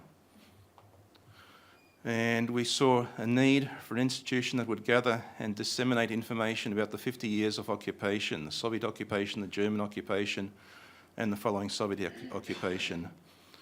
It did not seem as if anything like that would be happening in Latvia without the efforts of this group of people. The mission of the museum is to remember, to commemorate, and to remind. The museum owner is the Occupation Museum Association of Latvia, and the museum is an officially accredited museum in Latvia. The museum building itself is an interesting story. As we talked about this building, the museum building was built as a museum of the Latvian Red Riflemen. So these were the Latvians who supported Lenin. They formed Lenin's Guard, and they fought in the Civil War on the side of the Soviets. The museum was opened in 1970 in honour of Lenin's 100th birthday. And the museum building was never completed. There were plans for extra buildings for staff. The actual building which was completed was basically the area for the exhibition. And then even a corner of the museum was demolished to allow reconstruction of the House of the Blackheads, which is a very interesting building on the Town Hall Square, which belonged to traders from many centuries ago. So this is the actual building of the Museum of the Latvian Red Riflemen. In the old city of Riga, very central. That's the River Daugava in the background. work on the museum. There it's been completed. In the foreground is a statue to the Latvian Red Rifleman, and all of this was used as the place for, well, to introduce young communists to the correct ideology. This is inside the Museum of the Latvian Red Rifleman. And because the building is too small, it's always been very cramped, not enough room for everything, there is a project to extend the museum, which has got some complications to it. The actual building belongs to the state, but the contents of the museum, which means the collection, the exhibition, furniture, everything else, belongs to the private organisation. So the state is financing the renovations and the extension. And it will be the dark past, which you saw in the pictures before, which is symbolised by the grey current building, and a white granite extension, the house of the future. And the concept is by the world-renowned Latvian architect from the United States, Gunnar Birkerts. So the collection, since we are a museum of the occupation of Latvia, we need and have strict guidelines about the material to be collected. So there's material related to the occupation, so original documents, original photographs, original artefacts, things which were produced, things which were made in the Gulag and people brought back with them, things from the KGB, things from the Nazi occupiers. We have about 43,000 items in our collection, and since we're an accredited museum, then our official collection is also part of the National Museum Collection of Latvia. The collection itself had over 600 visitors in 2014, so there's people either coming to view things in the collection in our archives or bringing things to the collection. So as I said, consists of objects, documents, photographs, artworks. We've got a fairly large collection of artwork related to the occupation. One of the things we're really proud of is about 4,000 hours of video interviews with over 2,000 witnesses. And of course we collaborate with other institutes and exhibit things from our collection elsewhere. The exposition should be accessible in 3 levels of detail. So the first is the heading level for visitors who want to quickly walk through. Sometimes our heads of state have only got 10 minutes to visit our exposition, so we really run them through it very quickly. An intermediate level for those who want to spend some more time learning about a topic, and a detailed level for those who want to find in-depth information about a topic, possibly accessing supplementary information. The museum is a registered education provider. It provides guides for all of our museum sites.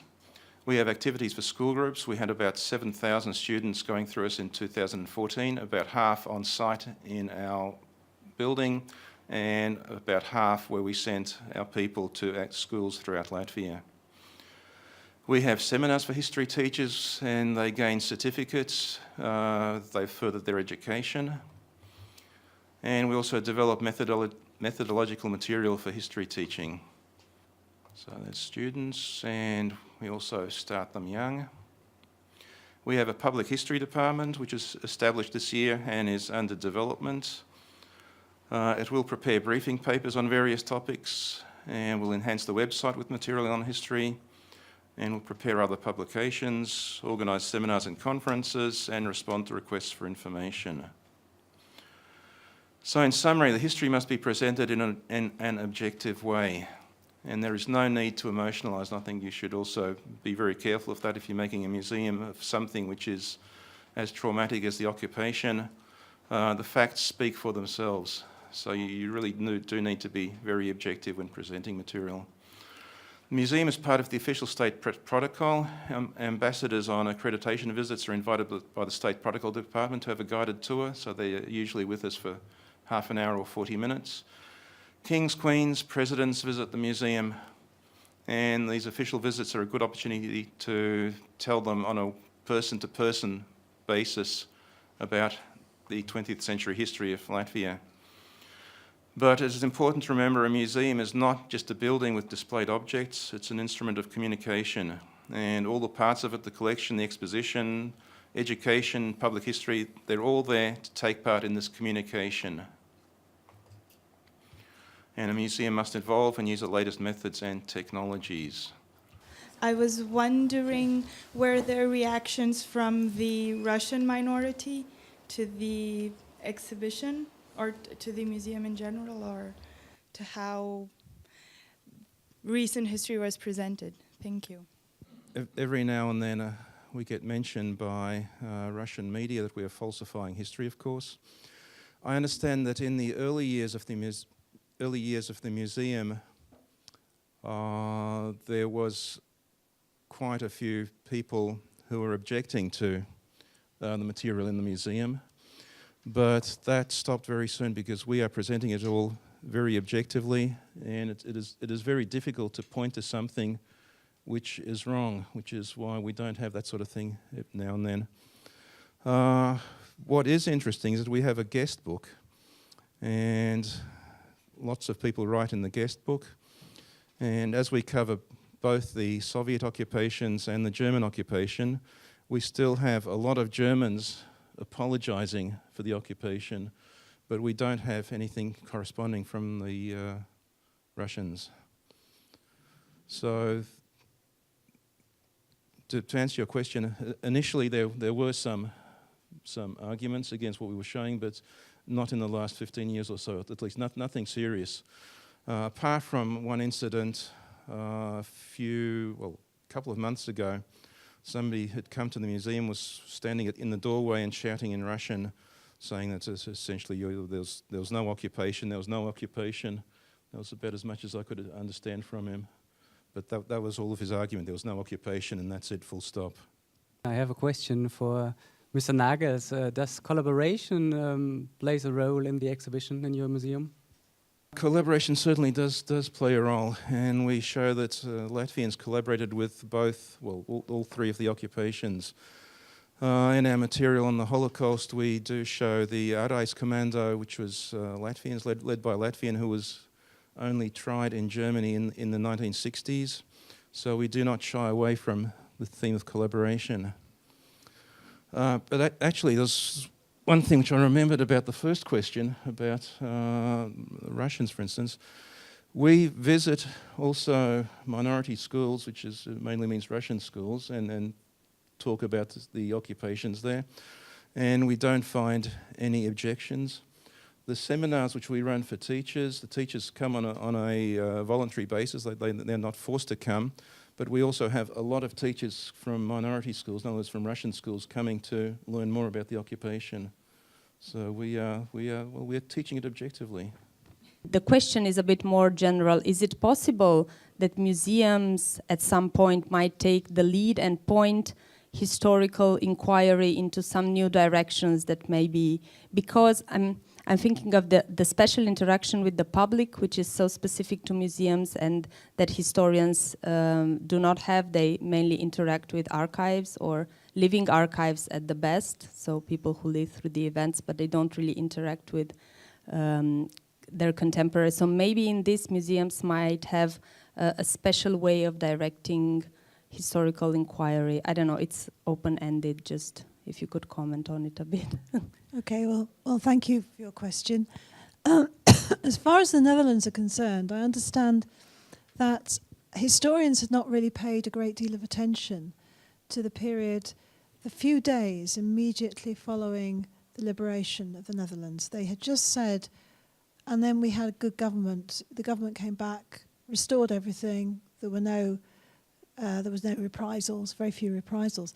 What the museum did was find archive evidence in the form of photographs which actually showed these things happening, which sort of people knew about, but they hadn't included in a national narrative. It's almost like the historians weren't interested in that. They wanted to talk about the way in which the Netherlands got its government back. So I think you asked a lot of really interesting questions about the difference between history writing and museum writing. And I think museums often have the opportunity, because they have the objects and the photographs and things which perhaps are very rarely used by historians except as illustrations. They have the opportunity to provide a different perspective, different type of evidence, to ask people to think about things maybe in a slightly different way from the way historians do. Because historians are authored. They write something that's my view, and this is what happened. Whereas museums have opportunities to offer interpretations. It's slightly more obvious sometimes in museums that this has been chosen and this is what we've put in there. And I think you're right that often museums follow historians, and it's very important that they have a very good relationship. But I think often museums have an opportunity to do something that historians can't always do easily, and that is to allow the different views to come in an unmediated way. Because historians have to write a narrative, and the writing of the narrative sort of crafts the final conclusion, whereas museums can say, this perspective, this perspective, this perspective, this perspective, now you have to make up your minds. So I think museums have more freedom in that way to be a different type of history. But you can disagree with me, because many museums are very didactic. Many of them write a strong narrative.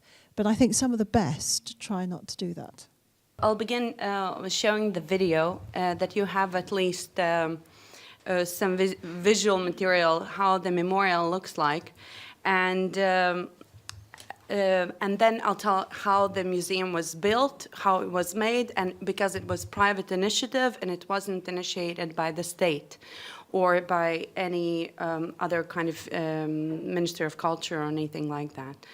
So that probably is something that also in Romania, in Bucharest, you can use that.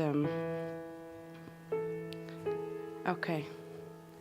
So I know we all live a bit in fear that we will be kind of eaten up by amnesia that kind of occasionally takes over the world, and everything will be forgotten.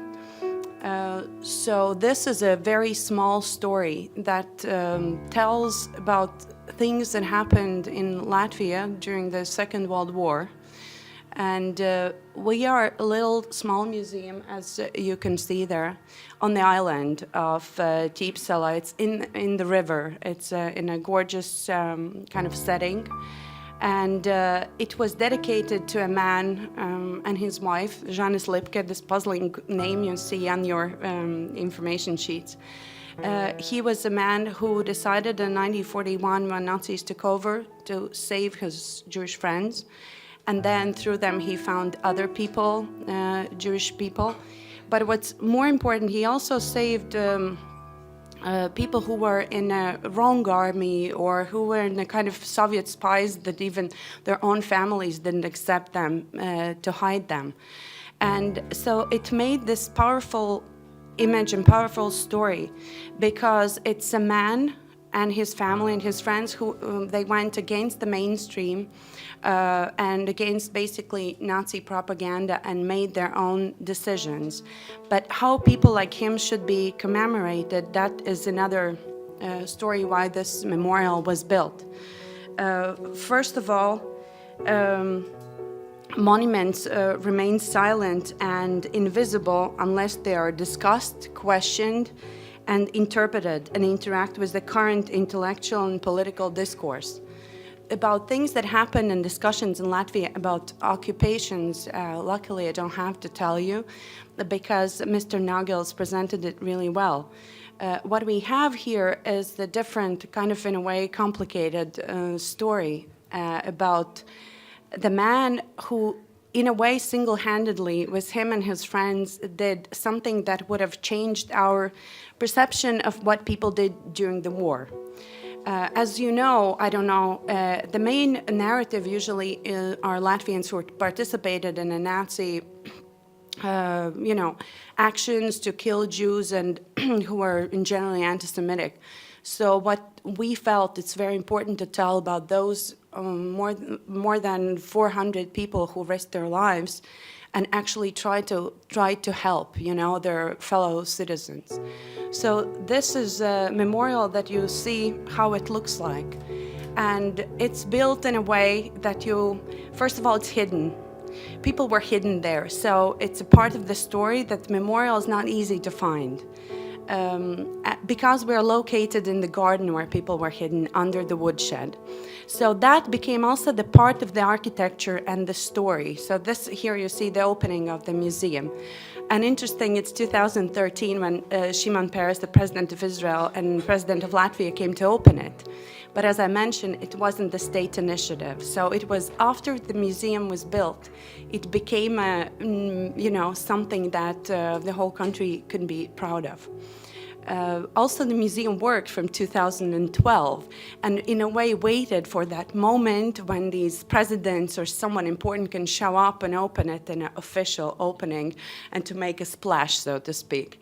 And that also happens with these private initiatives. So here we'll escape this. I'll show you the other memorials. The idea of memorial in the post-Soviet space, as you can imagine, is something that people who lived, people who lived in Soviet countries know that this is kind of it's huge. And here you'll see the German one. This is the size of usual also Soviet monuments, something enormous when the human being looks tiny in comparison. And those are the modern memorials that we have now in Latvia. This one is for people who were sent to Siberia in 1941. As you see, it's just the carriage. This is a Soviet memorial that was made in the camp, in a concentration camp. It was built in 1967. And as you see, the sheer size of the figures, we don't have a tiny person next to them, but just you have the visuals. And these are new memorials that were basically built for the places where Jews were killed. So that is kind of the background of memorial life, so to speak. What we have in Latvia, and people go and visit them. And sometimes they come to our memorial and they don't find a space where to put a candle, especially our memorials made of wood. And that wouldn't be the smartest thing to do. This is how it looks like, but that's how not the visitor sees it like this only when they leave the building. You're supposed to, the idea of the architect, Zaiga, you're supposed to get lost in it. It's kind of dark, it has music, it has sounds. There is the visual material of the Janis Lipke's wife telling the story. And here you see the fire, the shed itself. Under it was built the bunker. So how you show the bunker for the modern visitor, and something that makes an impact, and you can tell the story of people who didn't participate in the regime. You see, there are simple people. He was a worker in a port, and he was a smuggler also. He smuggled coffee and lace and silk, all kinds of what we would think silly things. And his wife supported him. So by the time the Nazis took over in 1941, he said to his wife that we're going to be killed either way, that if we are going to hide 2 Jews like our friends or many more. And so he used his skills. So what makes, use his skills to save the people. So what makes it powerful, I worked with visitors a lot, so I hear a lot of feedback from them, and that they say that through this one family they can see, also the visitors from abroad, the whole history of the country, because his first daughter, she went to Komsomol, she was in a communist youth movement. The second son was drafted as a volunteer, basically, in a Nazi army to be in auxiliary forces. And they decided not to hide him because they were afraid that they'll be discovered. This is a drawing by his little son who was at home during the whole war. So that's why we have this way to tell the story about what happened here during the war through the child's eyes. Because Lipke's son saw it, and he was there between the ages 8 and 12. So, and he was the one who was also, in a way, guarding the bunker. He would turn off the electricity there if the people came who came, who visited, and they didn't know them. They were afraid that's police coming. And also all kinds of ways how he smuggled people out from the ghetto, from the camps, and hid them under, in his own house in Riga and in another city in Latvia. So this is what you see when you come in. It's like an entrance. This looks like a woodshed, but you don't enter the same way, you don't leave the same way as you enter. And this is a mirror in a way that you don't see, but you see yourself, you see yourself when you enter, because that was the whole idea, that in whatever we do, there should be some reflections, what we would have done at that moment during the war, or at least to think about, can you demand heroic deeds from people who are occupied or under threat or risk their families. So that is a way that interacts also visually. It smells of wood and it smells of like tar, the whole building. And in a way with sounds, and here you don't see the video under, but like it's like a well or like a shaft. And there is a black and white video of Janis Lipka's wife telling her story of what they did during the war. And this is a Jewish sukkah, it's like a booth, and it's drawn by Latvian artists. And these are like artists that also participated in making the museum. So what I want to say, in our experience in Latvia, it's, first of all, you need someone who is like a locomotive. There's someone who bears the flag, someone who is passionate enough and grow and have a power to convince artists, designers, architects to help, and if you have an idea that it can be realized. Second thing, of course, is money, as people already asked. So that's why we were lucky. The person that decided to establish this museum, together with his friends and together with the family, the saviors themselves have passed away. So what they did is they asked the money everywhere for conflicting political parties, conflicting businesses. And this is how it looks sometimes. You don't see it in a memorial. You imagine that it's going to be this sober and dark place. But what you see is also we have lots of students coming. We have school kids. We have kids from kindergarten. And of course, you have to change the story for each audience. But imagine telling it to kindergarten. So Janis Lipka becomes this hero, and you tell about his son who kept the secret. And because his son could keep the secret, that's why the people who were hidden there were never found. And so it's from this family story and his heroic deed. We don't have like big words. We basically tell the story, or via audio guide. You can also use the audio guide. You don't.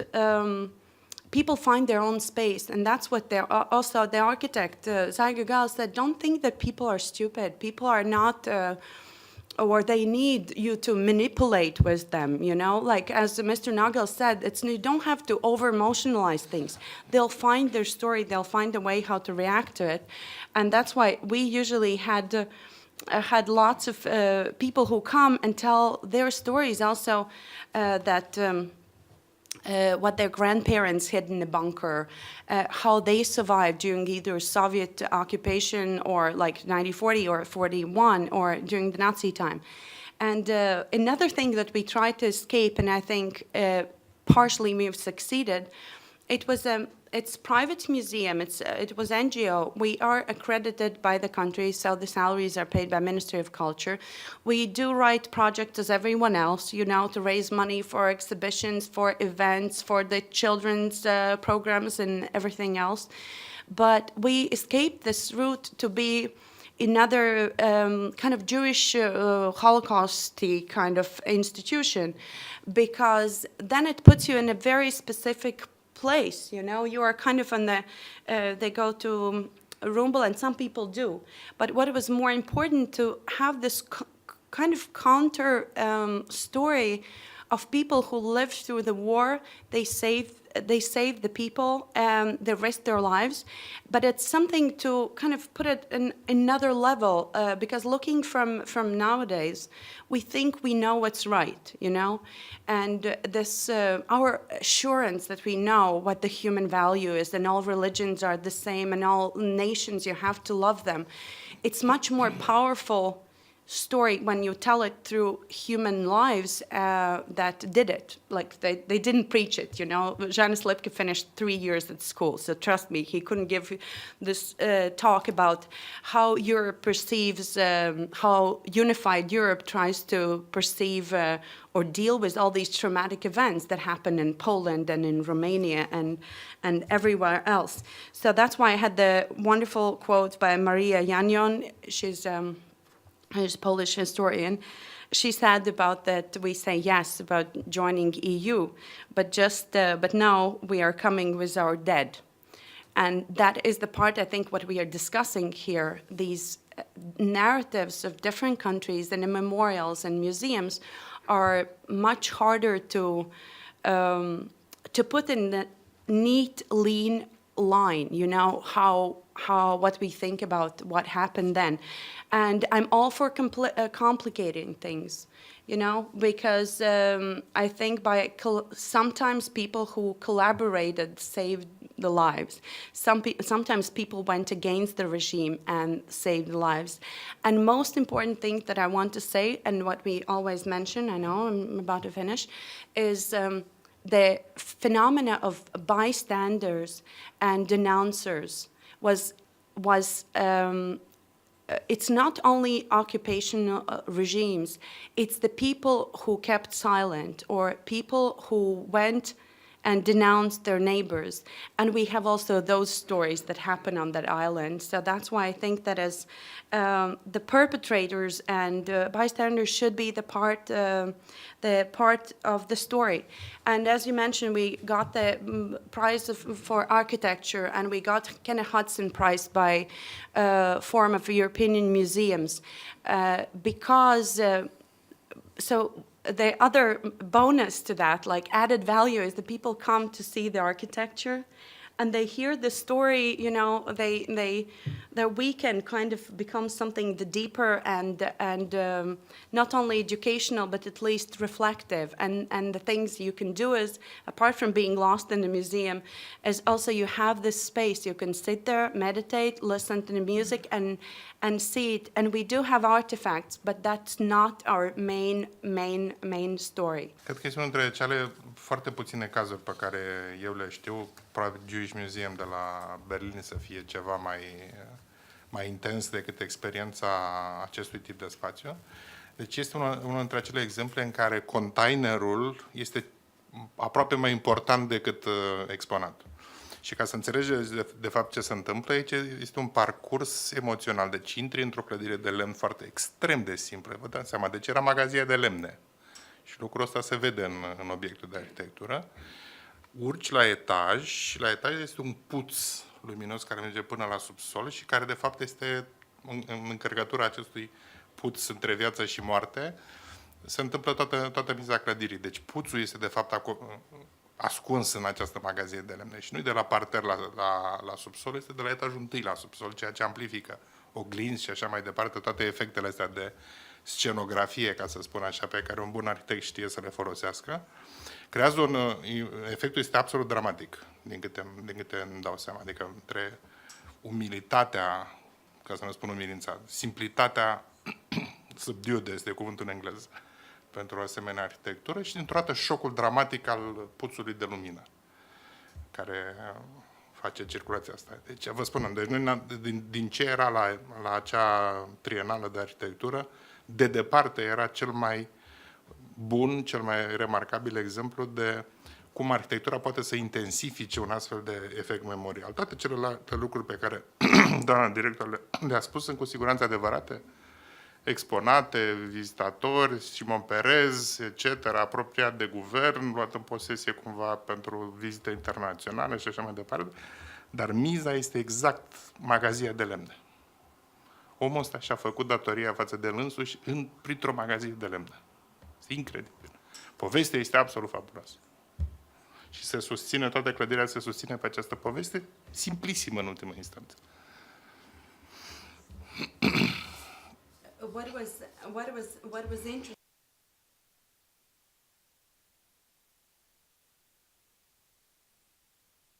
We are in their garden. So what's important is that we still are in their apple orchard, but the family that still lives in the house, and they still use the original woodshed to keep firewood. So now they have in their garden this memorial, and you do need people who are willing to put up with this. You know, it's that's why I told that you need someone who has this power to convince the people in the area that it's important enough. Also, the architect lives nearby. She lives few houses away, and that's why she became very, very connected to the place and the story to create such a memorial. Wielkopolska is the name of region. Yes? In English, Greater Poland, as smaller Poland.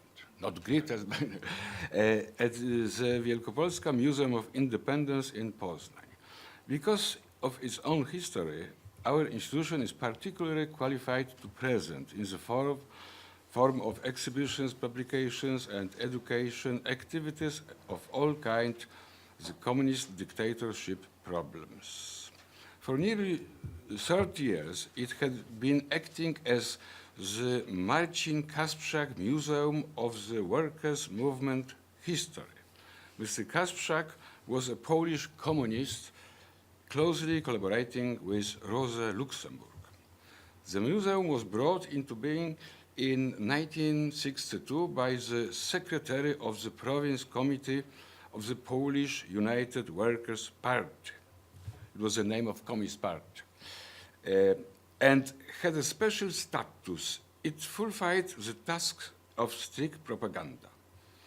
How important that function was, you can see from the fact that even the late 70s, all sorts of current printed material, posters, books, occasional medals, and so on were collected there and entered in inventories in defiance of the museum principles. Present-day paintings, engravings, sculptures, illustrating the so-called workers' movement. Workers' movement, in fact, its communist branch only, were bought. Photographs picturing actual political events were gathered. Of course, the 40s and 50s were also treated with veneration. That is why the most part of over 20,000 objects we have in our collection describes the communist power in Poland. The museum was placed in one of the most important buildings of the town, the guardhouse, situated in the Old Market. For Poznanians, that building was very important, considering their national tradition. In 18th century, the Polish Crown forces were stationed there during the Wielkopolska uprising of 1918 and 1919. The guardhouse was one of the most important insurgent structures in interwar period. It served as the seat of the command of the Poznań garrison of the Polish army. In those years, Poles, whose country had been erased from the map of Europe for over 120 years, treasured the symbols of the Polish sword. In the interwar years, a sentry in front of the guardhouse meant to Poznanians that they lived in free Poland. In 1939, a soldier guarding the building's door disappeared. Germans turned it into a magazine. The communist government placed there a school and apartments at first. In 1957, the year of the thaw, political thaw, of course, fine art exhibitions. Finally, in 1962, the Museum of the Workers' Movement History, the propaganda institution of the communist power trying to create new alien tradition. One could think that after 60 years and more of the absence of a Polish soldier in front of the guardhouse, contemporary Poznanians forgot about the place symbolization. Not at all. A few decades of the presence of the most communized museum, they did not disturb their memory. For over 11 years, we have been organizing historical reconstructions of the insurgent forces patrols and the changes of guards of the Poznan cavalry regiment, and we can see the same emotions among viewers that were felt by their forefathers. It's the guard. In 1965, the Poznan Citadel, the branch of the Museum of the Workers' Movement History, was formed. Museum Militarium, renamed 2 years later, the Museum of the Liberation of Poznan. The new branch concentrated on the 1945 fights for the Poznan Citadel between the Red Army and Wehrmacht, and on propagating the glory of the Soviet sword, as well as the friendship between Poland and the USSR.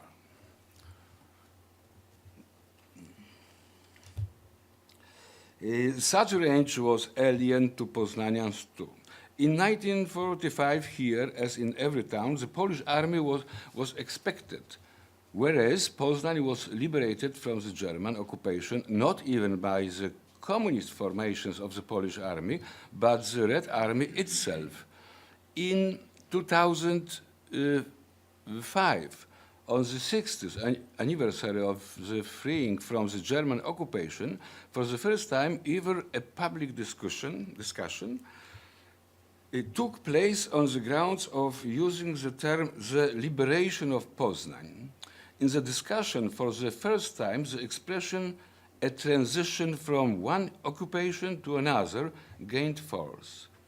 They own and the alien, the year of 1945 in Wielkopolska, and between Wehrmacht and the Red Army, 1 year earlier getting a hit of the debate with the exhibition entitled Between Hitler and Stalin, Two Occupations in the Eyes of Wielkopolska People. It is in possession of such a collection of military accessories that when we are preparing exhibitions relating to the communist Poland, we can say we have got everything. A tank T-34, one of those that were used in the pacification in Poznan in 1956, have become a big attraction, urging tens of thousands of the young to visit the anniversary exhibition entitled Rebellious City, Poznan on June 28, 1956. So, as you can see, paradoxically, the collection of the Museum of the Workers' Movement History, gathered for quite different purpose, today is serving well the Wielkopolska Museum of Independence. The first decade after the collapse of communism was an unfavorable time for recording and, in fact, rewriting the People's Poland history, as well as the history of the so-called forced participation Poland in 1939.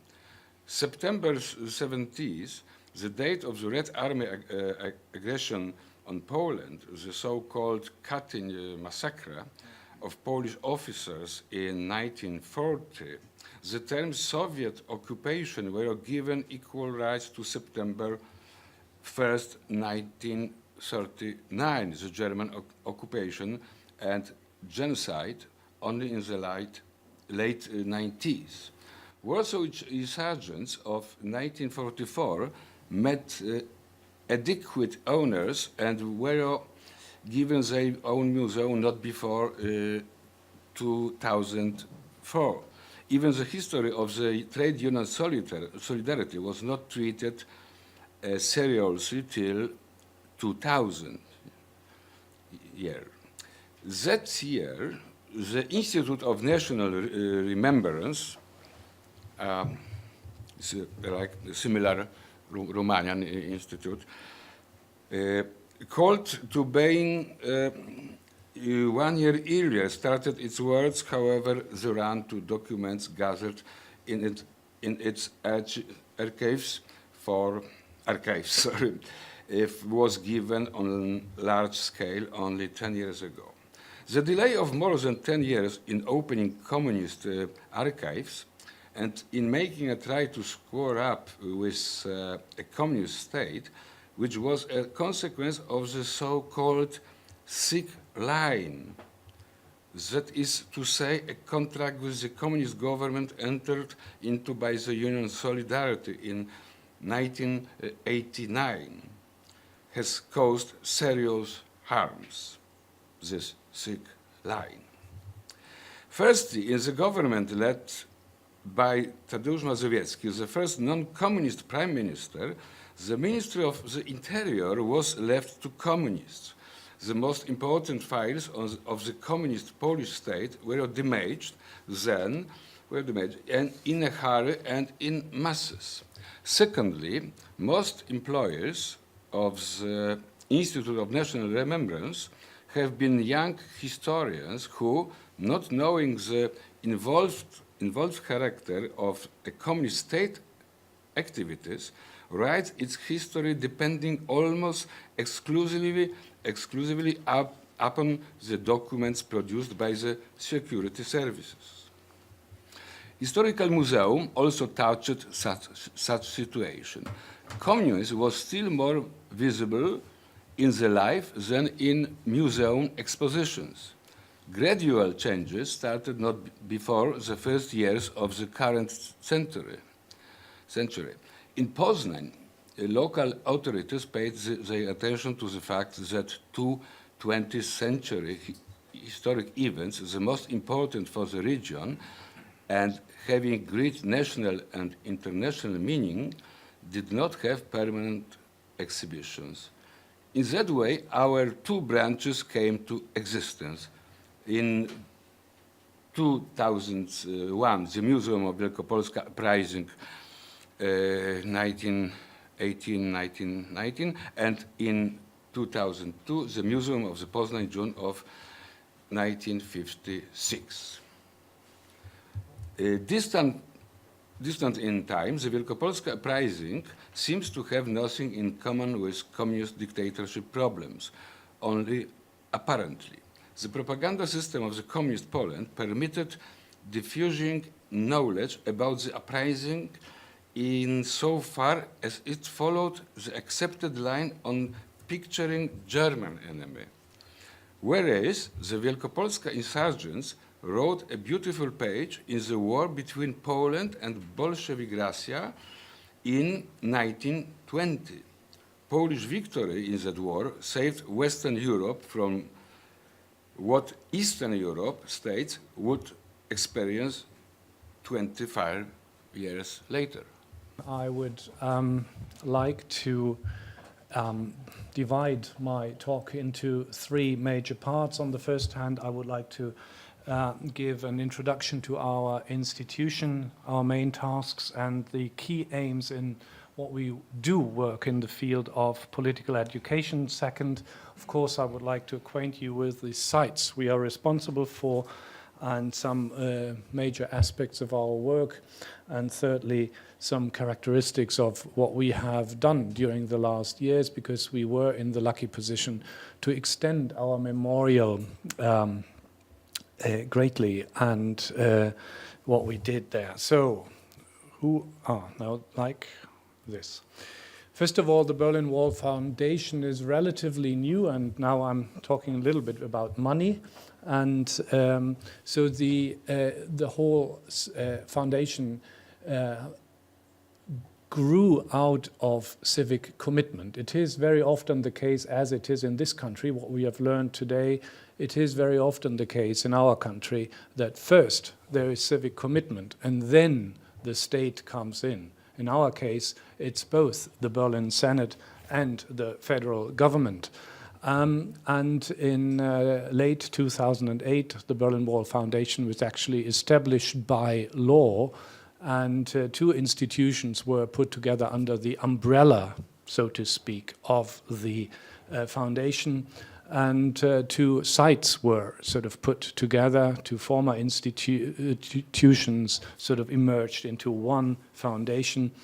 And I'm in the privileged and lucky position to be the founding director, and have been so for the last 6.5 years.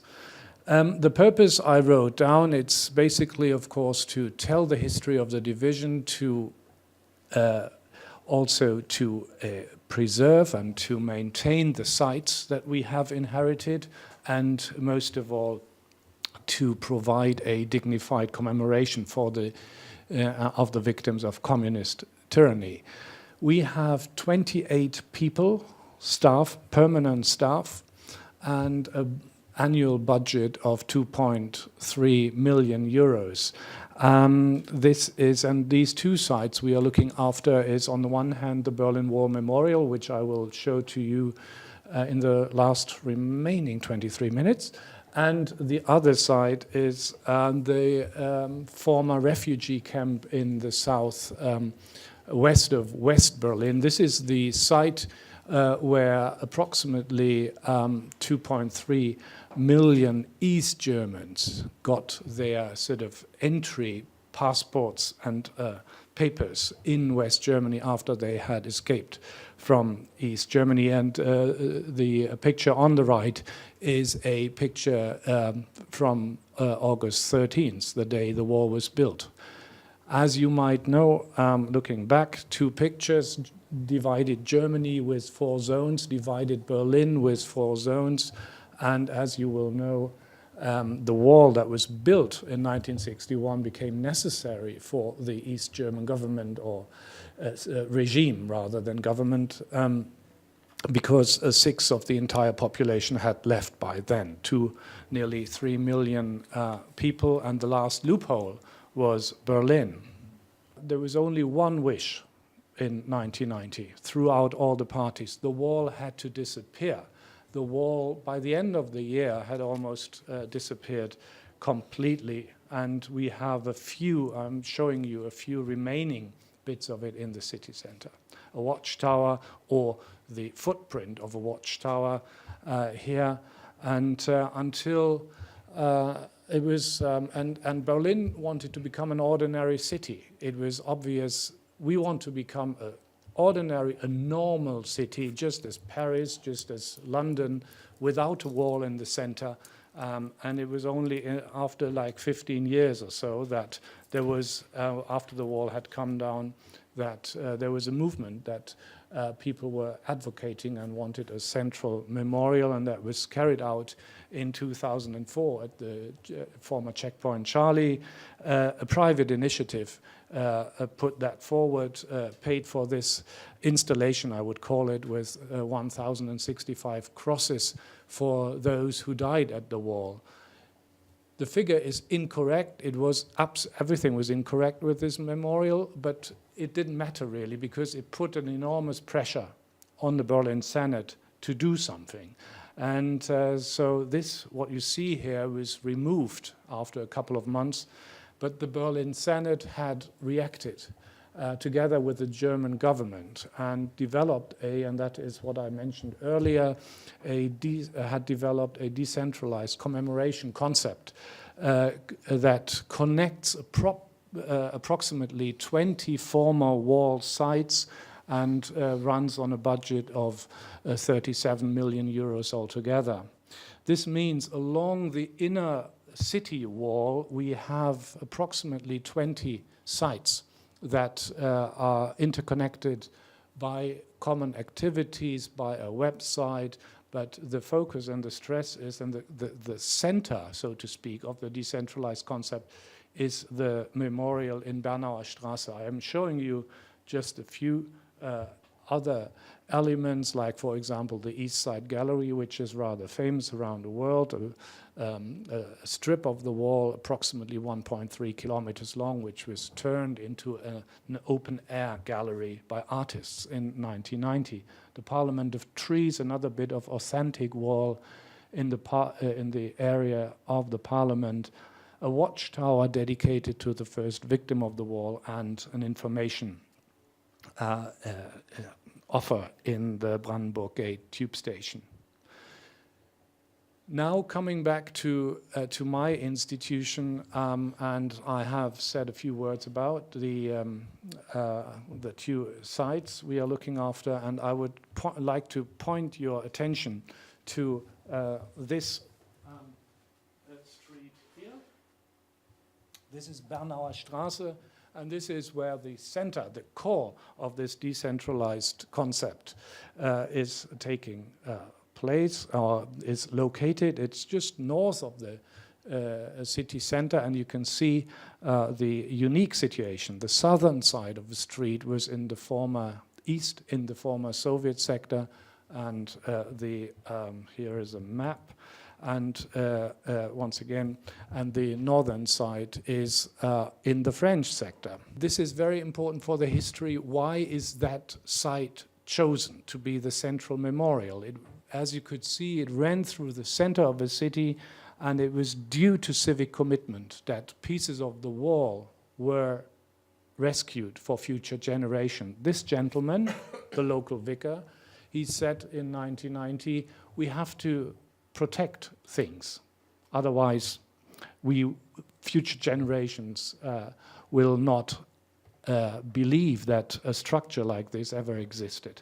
So Pfarrer Fischer, the local vicar there, he actually stood in front of the heavy machinery taking down the wall in 1990, and he was the one who promoted a central memorial in Bernauer Straße. The core of it, before the extension began, was that he had the parish house on the left-hand side, which was now then turned into a documentation center. On the foundation of the former church that was blown up in '85, he built a modern chapel of reconciliation to bring people together, and we have a memorial there with an authentic strip of the wall. This was the 1990s.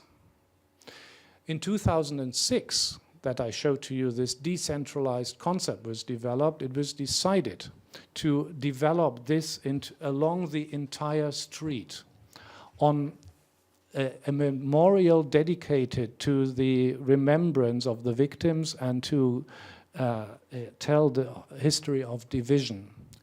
So we are talking about 2006, 37 million were collected. And in the first place, whatever we do in terms of commemoration, we do, and we have to be aware of this, we make design decisions. Whatever we do, whether we say minimal intervention, we do nothing to the site, we make a design decision. Whether we do something heavy, something big, or as we saw in the last talk, just very minimal, we make a design decision to commemorate things. Here we have, and I'm showing you some pictures of it, we said in the first place, absolutely no reconstructions. We are a commemoration site. We are dependent on the integrity, on the credibility of the site. We do not want to reconstruct the wall. We want to make the space visible. So we want to make clear that we have authentic fabric there, like the wall that you see on the left, upper left. And we are sort of retracing the former wall with elements, as you can see on the right-hand side. We want to make it visible. We want to make an appropriate memory to the victims. We bring the story back to the site. So that's what we're doing. We are sort of looking after the authentic, the original fabric that has survived, and we are adding a new layer to it.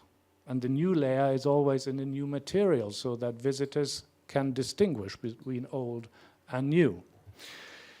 And so some aspects here, we include, for example, firewalls that exist along the street. We bring the stories back to the site. That's what we do on the exterior exhibition.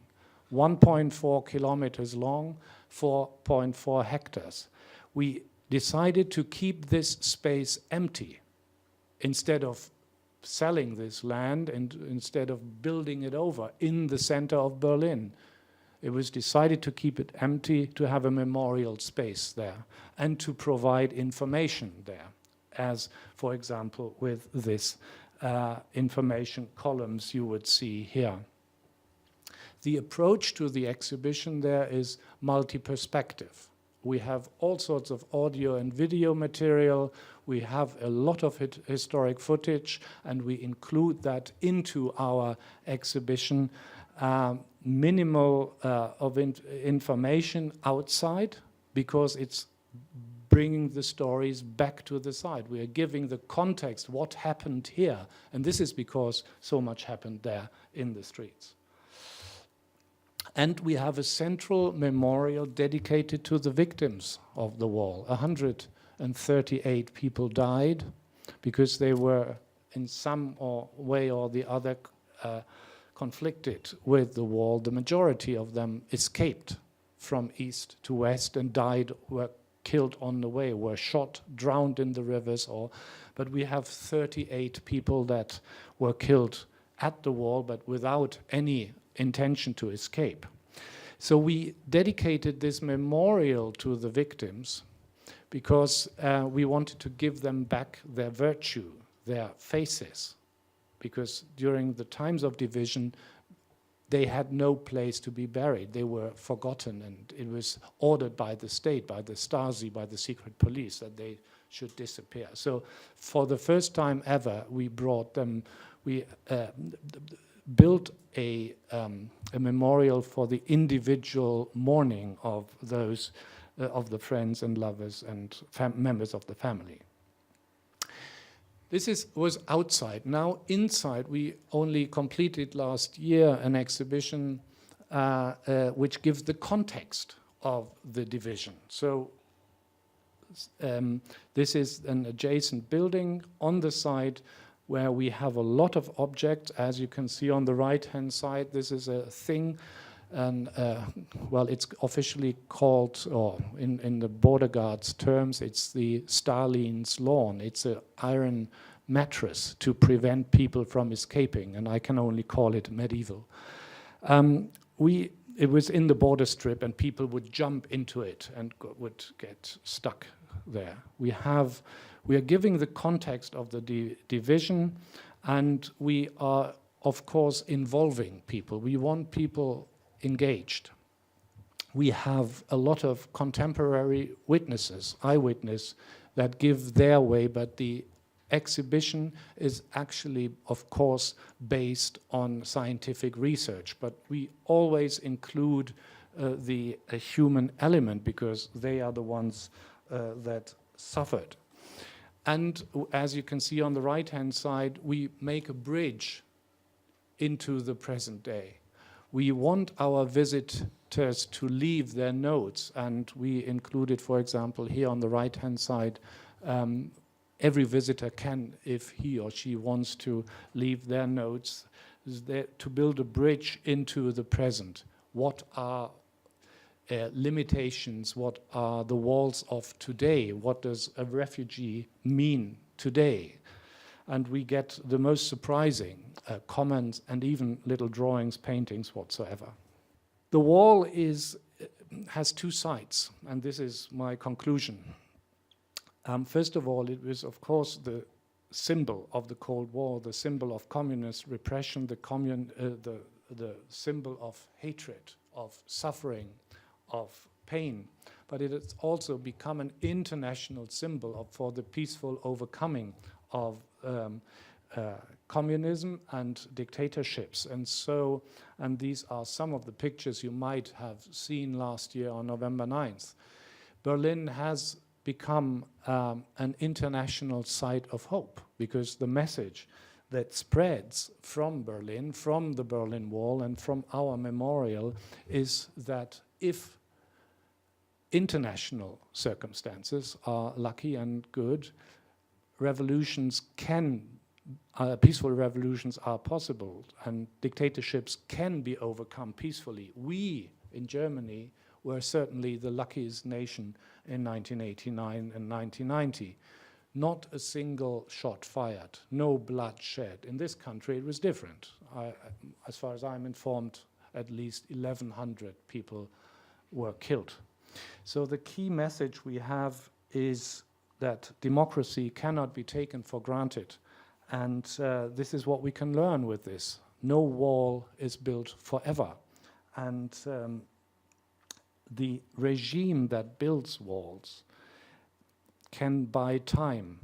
Usually, in our case, it was 28 years, but as long as they don't change circumstances, sooner or later, walls will overcome. So our key aim is to make this clear and also to help raising a critical awareness for the fragility of democracy and democratic structures. We have empathy for the victims, but we do not over-emotionalize this. Am un doctorand anul acesta care lucrează pe, intenționează să facă un proiect de memorializare a șantierului a primului șantier de la Canal, în anii 50. S-a documentat și așa mai departe și a început întrebarea unde să-l facă, are nevoie de un amplasament.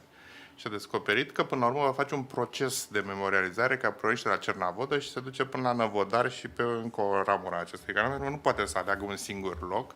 Toate informațiile pe care le-a primit era că erau munciți ăștia până cădeau jos și erau îngropați în malul canalului. Și tot malul, practic, este un memorial. Deci tot canalul trebuie, de fapt, rememorat.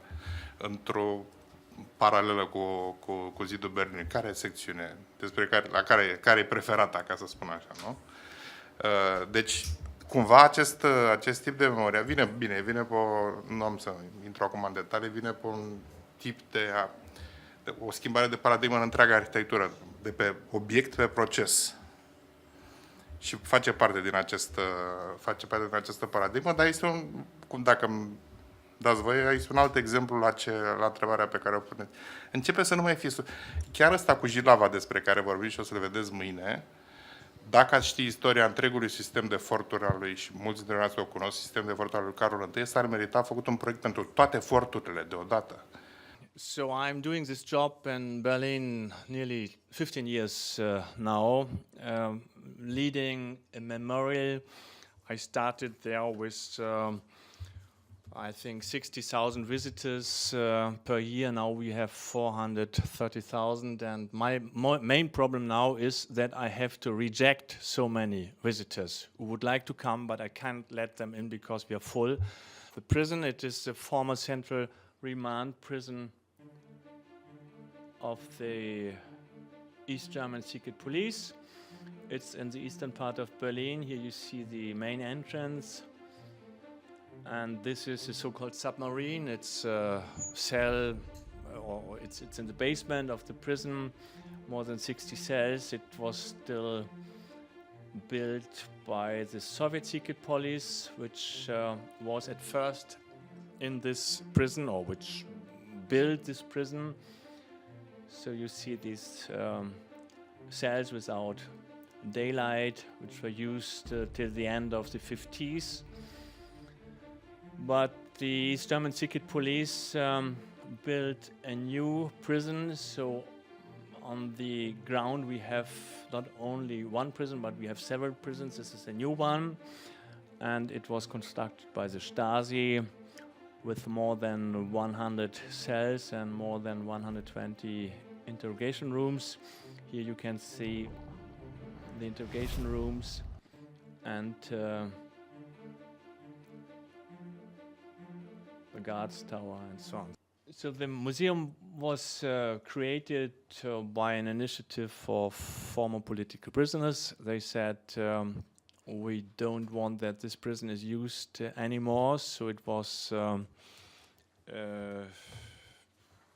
closed on the day of the reunification of Germany, and then it was empty for several years, but it was declared as a national heritage, so it was put under protection, so nothing could be changed, and that makes the prison and the authentic aura very strong to the visitors. The main point how you can visit the museum is by guided tours. This has also reasons because it's not accepted as a museum building, so people can't go inside alone. They need a guide, and this is also something which was already in use at the very beginning, because former political prisoners started with guided tours through the museum or through the prison, and so this is still the concept which is in use and which is quite successful, because a lot of people are really impressed about what they heard and what they saw in this prison. So a lot of school classes are coming, 200,000 young people every year. So nearly or more than half of our visitors are young people, and they are especially interested in these guided tours by former inmates. We have really a lot of them. In a way, it's a pity because the communist regime produced so many victims, but on the other side, we can be happy that we have so many eyewitnesses who can now explain the history to the people. Of course, it's not something for everybody, so we made the experience that if somebody was in prison only for a short time, then it works better. If he stayed there for, let's say, 8-10 years, then the traumas are really sometimes very heavy, and it's difficult to come back to this place. But it's also a kind of self-liberation, because it's the first time that people are hearing what they have to tell. And that makes them very satisfied. And at the end of a tour, when the school class is giving them some kind of applause, it makes them really happy and satisfied. And therefore, we don't have the problem that the eyewitnesses and the former political prisoners are suffering under doing this work as a guide in this prison. No, in contrast, it's kind of, I wouldn't call it therapy, but it's really healing wounds, because they get a lot of appreciation of the visitors and of the society. And here it's interesting to read the reactions of the visitors, because they're really touched about what they see at this authentic side. And we get so many letters where sometimes you nearly start to cry, because especially young people and girls are writing so sweet letters to their guides, and it's really very motivating also to go every day in this prison and to work at such ugly place as it is, to get these reactions of the visitors. We have this so-called eyewitness office where we make interviews and we collect all the data of the people who had been imprisoned there, and we are just planning a new project to collect the names of the victims of communism also in other countries, because as you probably know, it's still not known how many people had been really persecuted during the communist time in Europe. Archives, of course, historical photographies, collection with objects. We have a lot of objects about prisons in East Germany, and this is a work you can't start early enough. This will be probably a problem in Romania because you're so late. Now a lot of objects are already disappeared, and but they are very important to show history in a very concrete way. Such a museum is always also a center of historical political debates, so it's necessary to organize regularly events and temporary exhibitions, and as I mentioned already, to organize a good public relation work. It gets more difficult, I would say now, because it's already 25 years ago. In the past it was easier because it was still a living issue, but now it becomes history, and therefore it's not on the headlines of the newspapers anymore. And that leads me to our education services. So we don't offer only guided tours through the prison, but we organize a lot of seminaries for young people. I think more than 1,000 seminaries per year. And additionally, we send eyewitnesses in schools all over Germany.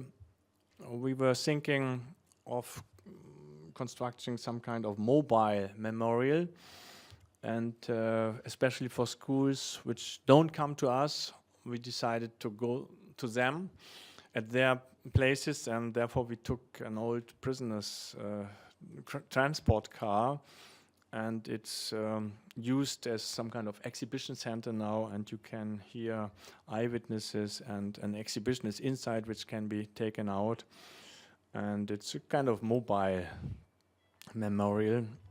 Why title Museum Collections Between Ideology and Reflection? The purpose is to present the interdependence of museum material and its contemporary social environment, which a concrete example of museum practice, particularly in relation to the dominant ideology, which determines attitudes towards heritage and memory. The understanding, recognition, and acceptance of such items and the related content are therefore always conditioned by social changes. This is reflected in the criteria for collection strategy, in the ways of displaying them, and in the selection and interpretation of content. After 1945, the communist regime consolidated in its position and disseminated its ideology in many ways, especially through official cultural institutions, including its museum. Through the history of former Yugoslavia, which Slovenia was then part of, the communist regime set up Museum of Revolution, which could nowadays call Red Museum. Those museums show the history of the labor movement, the anti-fascist struggle, and the social revolution. They promoted the communist regime and the personality cult of Josip Broz Tito. Our museum was also one of that, Museum of the Revolution Cele, which was established in 1963 in the former town hall, a historic symbol of political power and political changes. Museum employees, mostly historians, were aware of the political framework and limitation on research. They focused primarily on the Nazi violence against the population, on the liberation movement and partisan struggle. Certain aspects were presented fairly objectively, others reflected a highly ideological and one-sided approach. Some of the most controversial events, such as post-war killings of political opponents, were completely ignored and tabooed. Within those limitations and under the direct supervision of the communist authorities, the museum existed for over 2 decades. With the gradual democratization of Slovene society in the 1980s, museum professionals seized the opportunity for change and became increasingly autonomous. Those museums that dealt with recent political history, especially the former Red Museums, faced new challenges and questions.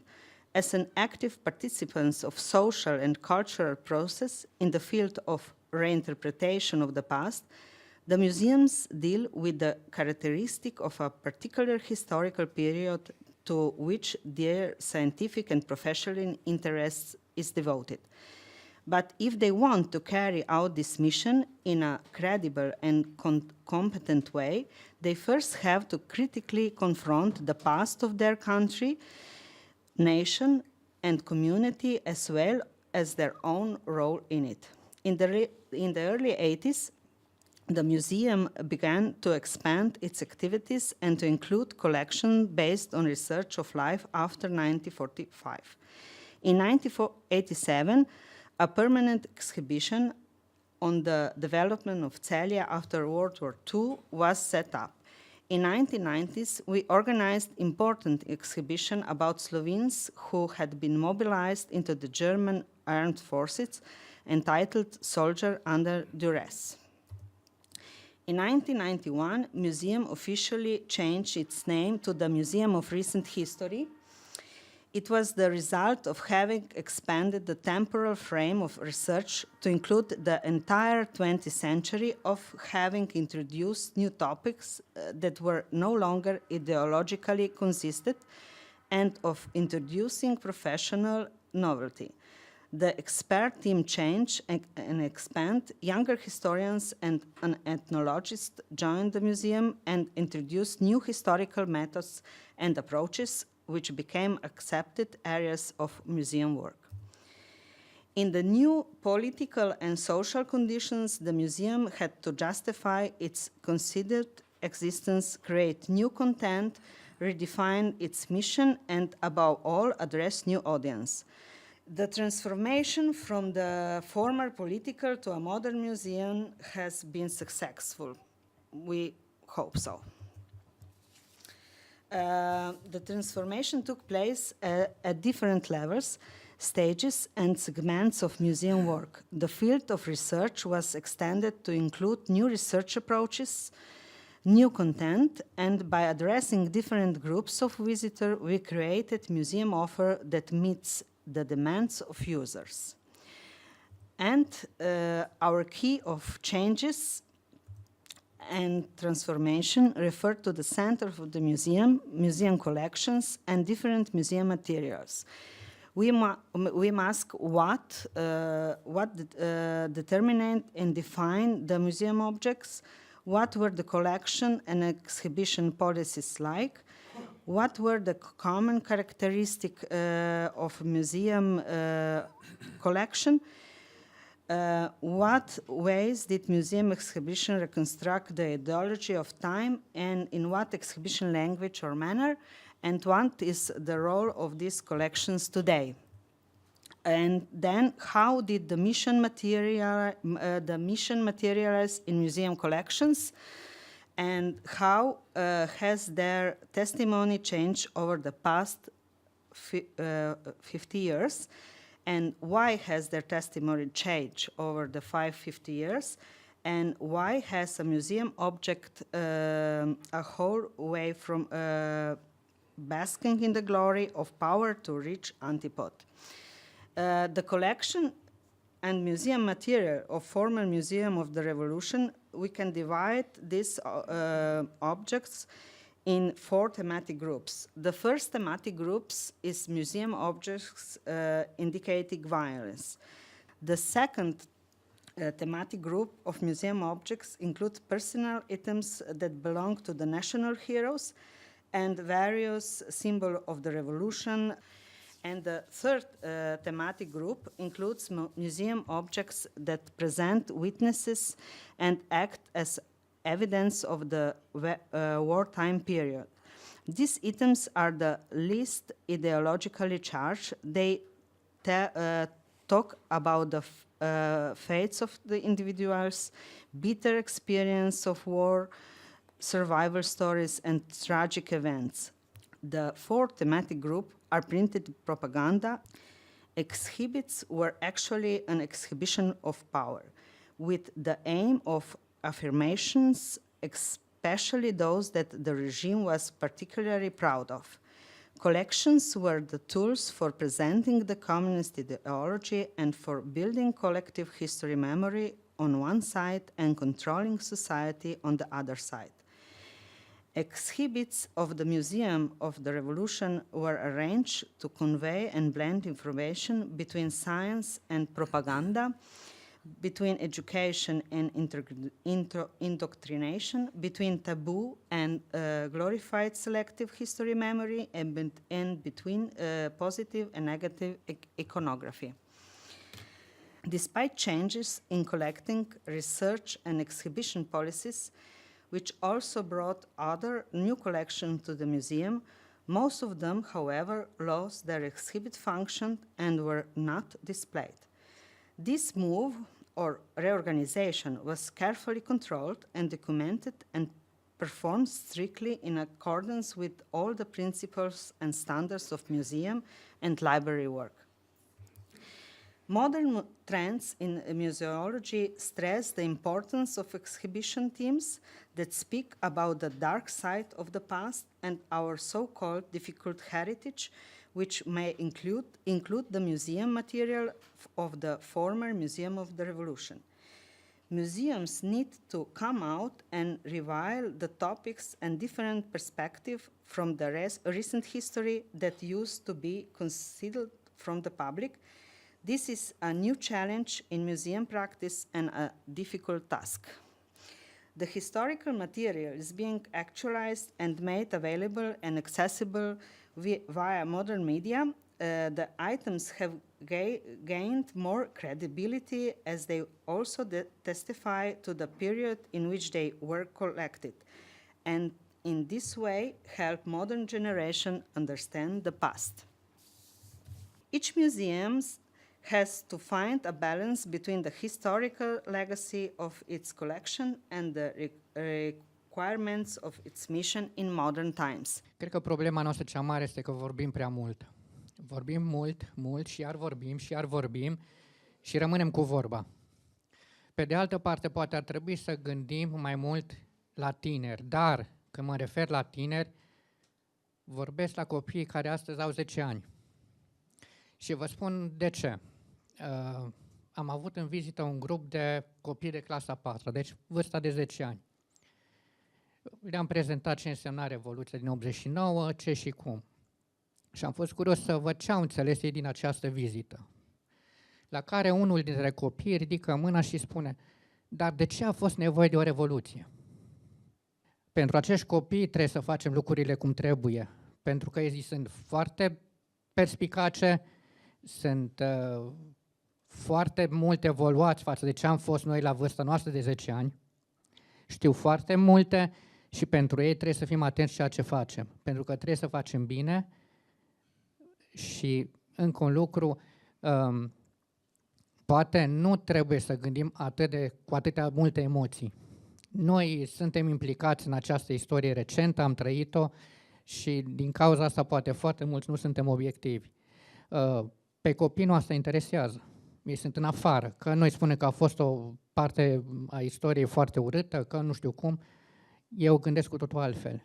Și sunt avizi de informații, de știință și pentru ei trebuie să facem toate acestea.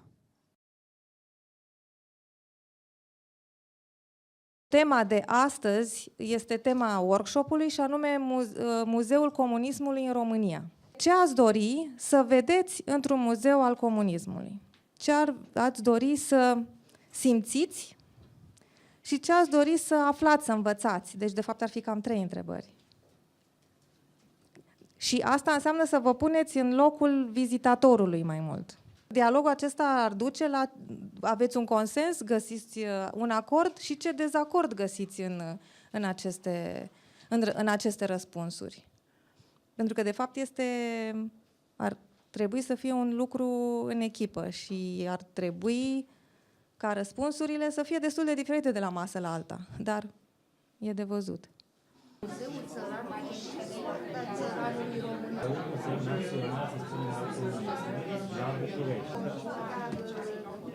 Este deci este muzeul ăsta al presiunii.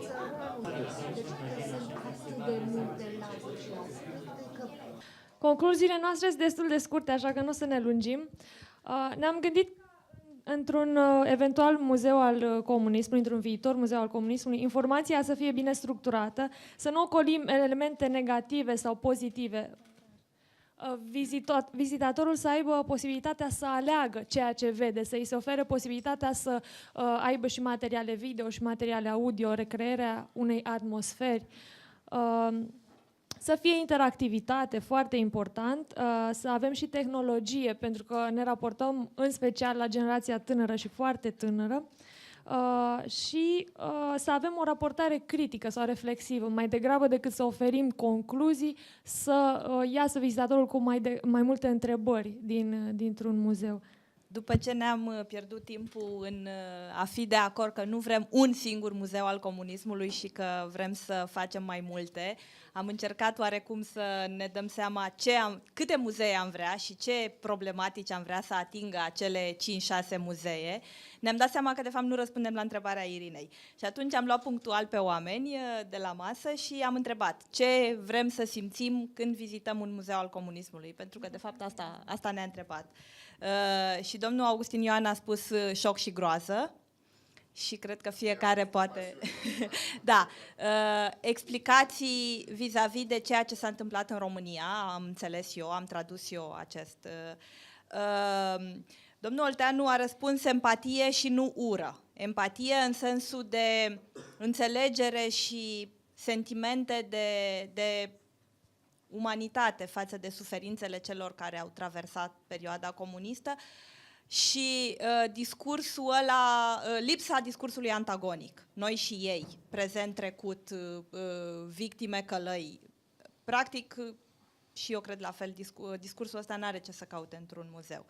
După aia îl avem pe Dragoș Ursu, care spune că el ar vrea să vadă, să rămână cu explicația pentru tensiunea cauzată de distrugerea individului, și ăsta e iar un parcurs pe întreaga perioadă comunistă, și tehnicile de supraviețuire la comunism. Maniera în care anumiți oameni au găsit soluții de rezistență. Și ceilalți 3 vorbitori, inclusiv eu, am ajuns la această concluzie că, de fapt, fiecare vrem să găsim povești. Povești cu oameni, cu fotografii, pe care să le contextualizăm fizic, fie că este o cameră de interogatoriu de la Pitești sau este o cameră în care un scriitor și-a scris opera de sertar, cu obiecte, mașina de scris, masa de interogatoriu, lampa sau fără manechine. Dar vrem efectiv să înțelegem ce s-a întâmplat acolo, plecând de la niște oameni. Practic, în momentul în care ușa muzeului se închide în urma noastră ca vizitatori, și aici nu mă refer la noi, că noi nu suntem targetul acestui muzeu, targetul sunt niște oameni, aici suntem toți de acord, sunt niște oameni tineri care nu au nici informații și vor să afle, să rămână cu niște impresii concrete. Ce ai aflat la muzeu? Și ei să poată să răspundă la această întrebare. Am aflat că acest om i s-a interzis să scrie lucrurile pe care le dorea. Sau Cutărescu n-a putut să meargă la un congres, deși era cel mai bun specialist. Da, mă rog, am reținut, cum a spus domnul profesor, întâi compasiune și după aceea șoc. Să nu rămână în registrul ăsta al ridicolului cumva discuția. Spuneam că există o diferență între un tip de muzeificare unde, cum să spun, participi într-un fel, dar într-un fel distant, știind că este o reconstrucție a realității și nu realitatea însăși, pentru că alternativa să te ia să te bată cu lumina în față nu este posibilă. Da? A fost știu că există, nu știu dacă mai este, dar acum câțiva ani când mă interesa pe mine subiectul, știu că era un gulag din ăsta, n-aș putea să spun unde, transformat în hotel, semnai disclaimer-ul și îți făcea programul de gulag. Cu bătaie, cu interogatoriu, cu gamela, cu tot ce trebuie, pe ce perioadă doreai să servești chestia asta. Da? Asta nu este... Deveneai actor într-un spectacol. De asta spuneam, apropo de șoc și groază, pentru că empatie înseamnă particip la drama lor, dar știu că nu pot să o reactualizez în niciun fel. Nu e cu putință. Da? Asta e un mesaj foarte puternic, să vrei să admiți și să declari de la început că nu faci un reenactment, exact. Că nu vrei ca vizitatorul să simtă ce au simțit cei de atunci, pentru că, să fim onești, nu se poate așa Nu se poate și, bun, cumva v-am spus ieri că se pot face tot felul de comparații, sau și făcut de altfel între astea cu Holocaustul și cele cu comunismul sau cu perioada postcomunistă. Acolo era și mai îngrozitor în cazul Holocaustului, pentru că la limită ce vreau să spun este că ajungând în zona asta, în ghilimele iarăși, cu scuze de rigoare, de șoc și groază, aici nu se pot face decât, nu se poate trata situația decât simbolic. Prin memoriale, prin mecanisme care aduc aminte și cumva te înfricoșează sau te pun într-o situație din asta, dar fără să repete gestul respectiv. Aia se rezolvă, acea situație extraordinară, cu moarte și așa mai departe, se tratează cu memorial, nu se tratează cu muzeu. Deci ideea că facem un muzeu care rezolvă toată problema comunismului și am plecat de acolo lămuriți, vă rog, credeți-mă, nu se poate face. Cuvântul de ordine la care am ajuns noi în urma discuțiilor a fost acela de echilibru. Să găsim un echilibru între informație și stare, între cantitatea de informație pe care să o transmită muzeul și starea pe care să o transmită muzeul. De asemenea, am mai spus noi că Muzeul Comunismului trebuie să transmită informația fără să o impună. Niciunul dintre noi nu are adevăruri gata fabricate, da? Apropo de ce s-a mai spus. Pe de altă parte, trebuie să știm exact ce poveste spunem, pentru că dacă spunem povestea așa cum trebuie, ea ajunge în forma potrivită la vizitator. Dacă nu avem foarte clar în minte ceea ce vrem să spunem, atunci nici informația nu ajunge la vizitator. Deci, cuvântul de ordine echilibru spuneam, mai ales că perioada comunistă a fost o perioadă, perioada comunistă a fost o perioadă de dezechilibru, de ruperea armoniei, de ruperea echilibrului și atunci un muzeu al comunismului ar trebui, poate, să inducă vizitatorului exact nevoia de echilibru, adică exact ceea ce comunismul nu a fost. În ceea ce privește întrebările ferme cu care am fost confruntați de la început, ce vrem să vedem? Vrem să vedem cât mai multe mărturii de epocă prezentate interactiv, vrem să vedem filmulețe, documentare, vrem să vedem obiecte de epocă. Noi am ajuns la concluzia că cel mai bine într-un muzeu al comunismului ar fi să existe o parte teoretică, o parte de început a muzeului în care să fie prezentate aspectele teoretice, conceptuale, cum s-a instaurat comunismul, cum s-a manifestat, și apoi o parte în care să existe cât mai multă interactivitate, o parte în care vizitatorul să ia contact cu realitățile comunismului. De asemenea, din punct de vedere tematic, noi am stabilit niște teme, colectivizarea, industrializarea, politica demografică pe care ne amintim unii dintre noi și ce trebuie să învățăm, pentru că am stabilit că trebuie să simțim.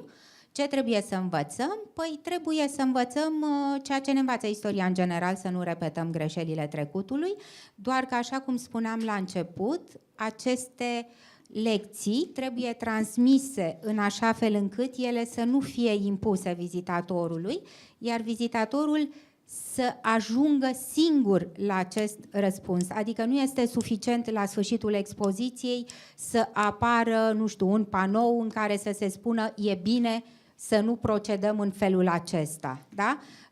De aceea spuneam noi, și cu asta închei, spuneam noi că pentru un astfel de muzeu este obligatorie colaborarea specialiștilor în istorie cu artiști care au skill-urile necesare pentru a transmite informația și sentimentul.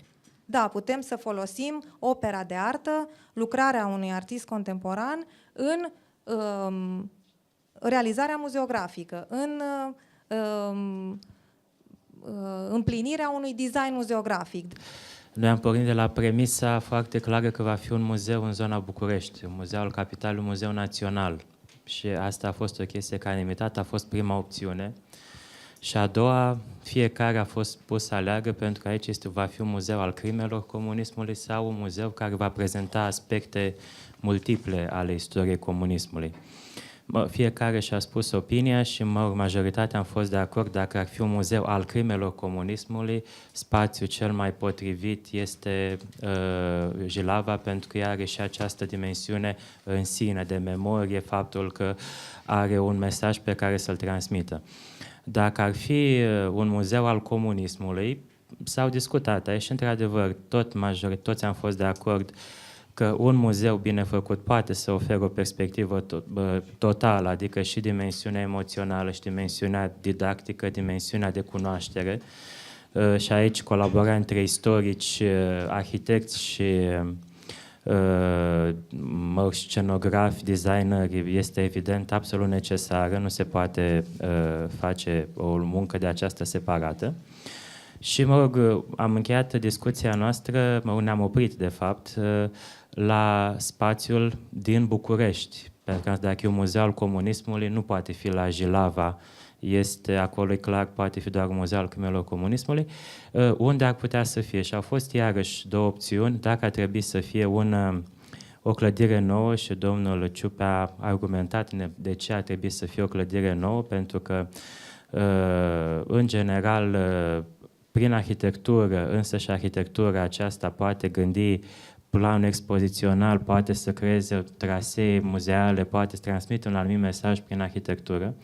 Apoi, cum sunt și multe muzee ale Holocaustului, chiar și în spații de acestea care sunt deja foste lagăre, s-au construit spații muzeale noi și cazul elocvent, îl aminteam și l-am vizitat, este Muzeul Holocaust de la Washington, afișat la Washington, în America, într-o zonă care nu exista Holocaust, dar pus în centru, în care toată lumea circulă și el are și dimensiune muzeală și dimensiune memorială, ultima cameră pe care se vizitează, de fapt, un memorial. Conține și foarte multe informații, dar atmosfera pe care o generează este o chestie genul acesta, pe de o parte apăsătoare, și sentimentul responsabilității pe care îl simți când ești de acolo. Domnul Iftimie, doamna Enescu s-au pronunțat pentru o clădire care există deja în Galați, pentru că ea poate să păstreze și o memorie, anumită memorie, și am încercat să identificăm posibile spații. Ar fi, s-a spus despre clădirea radio, fosta clădire radio, Casa Republicii, Malmezonul, fostul Minister de Interne și alte spații de genul acesta. În general, și colegul nostru care nu mai este la masă a spus foarte bine, este într-adevăr, trebuie să insiste pe această dimensiune interactivă. Într-adevăr, mă rog, în istorie se spune și predarea istoriei se numește multiperspectivitate, în sensul în care nu stai să oferi o singură narațiune, ci poți să integrezi prin diverse texte, imagini multiple, narațiuni multiple acolo. E într-adevăr acest proiect este mare, e o acțiune de unui regizor care va trebui să facă lucrul ăsta sau unii scenariști care într-adevăr trebuie să știe să îmbine multiple fire narrative. S-a discutat un pic despre nume. Dacă rămânem la numele de Muzeul Comunismului, dacă rămânem la Muzeul Victimelor Comunismului, dacă rămânem la un memorial. Noi ne-am referit în principiu la cum s-ar vedea dacă ar fi Muzeul Comunismului. Dar asta contează foarte mult, pentru că, într-adevăr, dacă e un memorial, nu poți să-l faci la fel, sau, de pildă, dacă vrei să faci ceva la Jilava, cu siguranță nu poți să faci acolo Muzeul Comunismului, ci un memorial. Legat de... sau, desigur. Ideea este că se pot combina cele două, dar e foarte important ca dacă avem un muzeu al comunismului și alegem să avem și un spațiu memorial, cele două să fie separate, să fie separate spațial. Din punct de vedere, da, sau dacă avem o cameră de reflecție. La fel s-a discutat că ar fi destul de dificil să se abordeze absolut toate subiectele care țin de istoria comunismului. Ar fi o provocare de care nu știm dacă avem cu adevărat nevoie, dacă absolut totul trebuie, dacă ăsta este scopul principal. De asta există expoziții temporare. De aici până la sfârșitul veacurilor să se lătească tot până epuizează temele. Într-adevăr. Nici ca țită nu-i bine. Poți să repeți? Da, desigur. Domnul arhitect spunea că de asta avem și expoziții temporare, pentru că în cazul în care vrem să... e ceva ce trebuie adăugat, folosim o expoziție temporară. Bun. Și acum, schematic, ce ar trebui să se regăsească în acest muzeu al comunismului? Desigur, plasarea în context, discutarea poveștii istoriei comunismului, dar întotdeauna accentul să se regăsească, desigur, pe cazul românesc. Ce face interesant, ce a fost specific la România. Bun. Apoi, discursul să fie foarte nuanțat, cum cred că a căzut absolut toată lumea de acord, să fie foarte subtil, să nu existe antagonisme foarte mari. De asemenea, ce face lucrurile interesante, să existe biografii, să existe povești de oameni și aici din nou cădem cu toții de acord, pentru că să vorbim despre victime, da, să vorbim despre lideri, da, să vorbim și despre oamenii obișnuiți, despre cum spuneai tu, Irina, mai devreme, să vorbim despre oamenii aceia care au fost și care au trăit într-un compromis, să încercăm să redăm cumva și povestea lor. Și apoi câteva lucruri care ar trebui explicate în mod deosebit sau care prezintă un interes deosebit ar fi Ceaușescu, securitatea, mecanismele de funcționare ale securității și căderea regimului.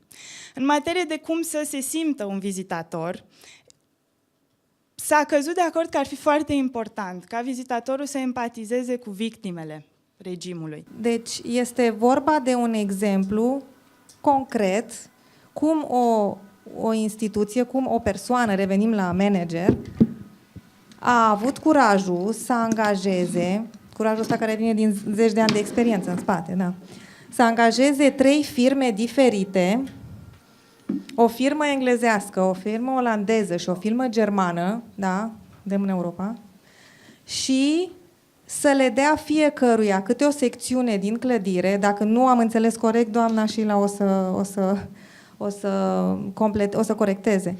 Și fiecare cumva a avut autonomie să prezinte parte din tema maritimă, da? Deci și ca și concept și ca și stil. Okay, so just to explain a little bit more, what then happened was that the museum decided the main themes. So they gave each designer the themes. So the Dutch were asked to do modern themes and also the theme of slavery. And you saw yesterday a little bit about the theme of slavery. So I'm just going to quickly put you through some of those images where they decided to do the story, a story that was very unpopular with the Dutch people, but they did it from the point of view of the academic who was trying to explain to them how he felt as a black person, seeing how little influence there was in the National Museum. So they did this story, which was very much about experience. And the Dutch themselves like to play with ideas, so that it is very much a Dutch feel to this. They decided that they would experiment with different ways of showing slavery. And as you go through the museum, you see this sort of exhibition. But there's a lot of things going on, including voices and images and objects. So I'm going to skip ahead to another section, which is the section that the English designed. Now, they were asked to design something which was about the Dutch Golden Age, the history of the Dutch. And the people who were in charge of the museum told the English to go away and design this. And I said to them, well, what was it like working with the Dutch? What was it like working with the English? And what was it like working with the Germans? And they said, well, the Dutch were mad, and we Dutch, we argued all the time about everything. But we came to conclusions. And I said, the English, they just made a joke of everything. And they would listen and they'd say, okay, we'll do what you ask. And we never knew what they were thinking. But The Germans were amazing because they said exactly what they would do, and they did it on time, and it was beautiful. So let's show you some English things. So this was the English section, which was about the Dutch in the Golden Age, which is about 300 or 400 years ago. And the English used characters in films that were projected, as you can see here, to tell various stories. But they also used the collections, and you can see the collections here, particularly objects. But every now and again, the characters from the stories, including a modern person, would come on and talk about what their lives were like in the past. Okay, so the Germans did a beautiful job of, for example, they were asked to do art in the galleries. So they did this fabulous gallery with art. And they were also asked to do the particular form of the design for the sort of navigation instruments. Now, what each designers were supposed to do, in the case of the Dutch, they were designing for the Dutch people. In the case of the English, they were designing for tourists. In the case of the Germans, they were designing for people who were very, very interested in museums and wanted to see a traditional museum. So what you have in this particular way of putting a museum together are 3 different types of exhibition with 3 different target audiences. Now, you can go to all 3 places in the museum. So what you did when you came into the museum, you would talk to the person selling you the ticket.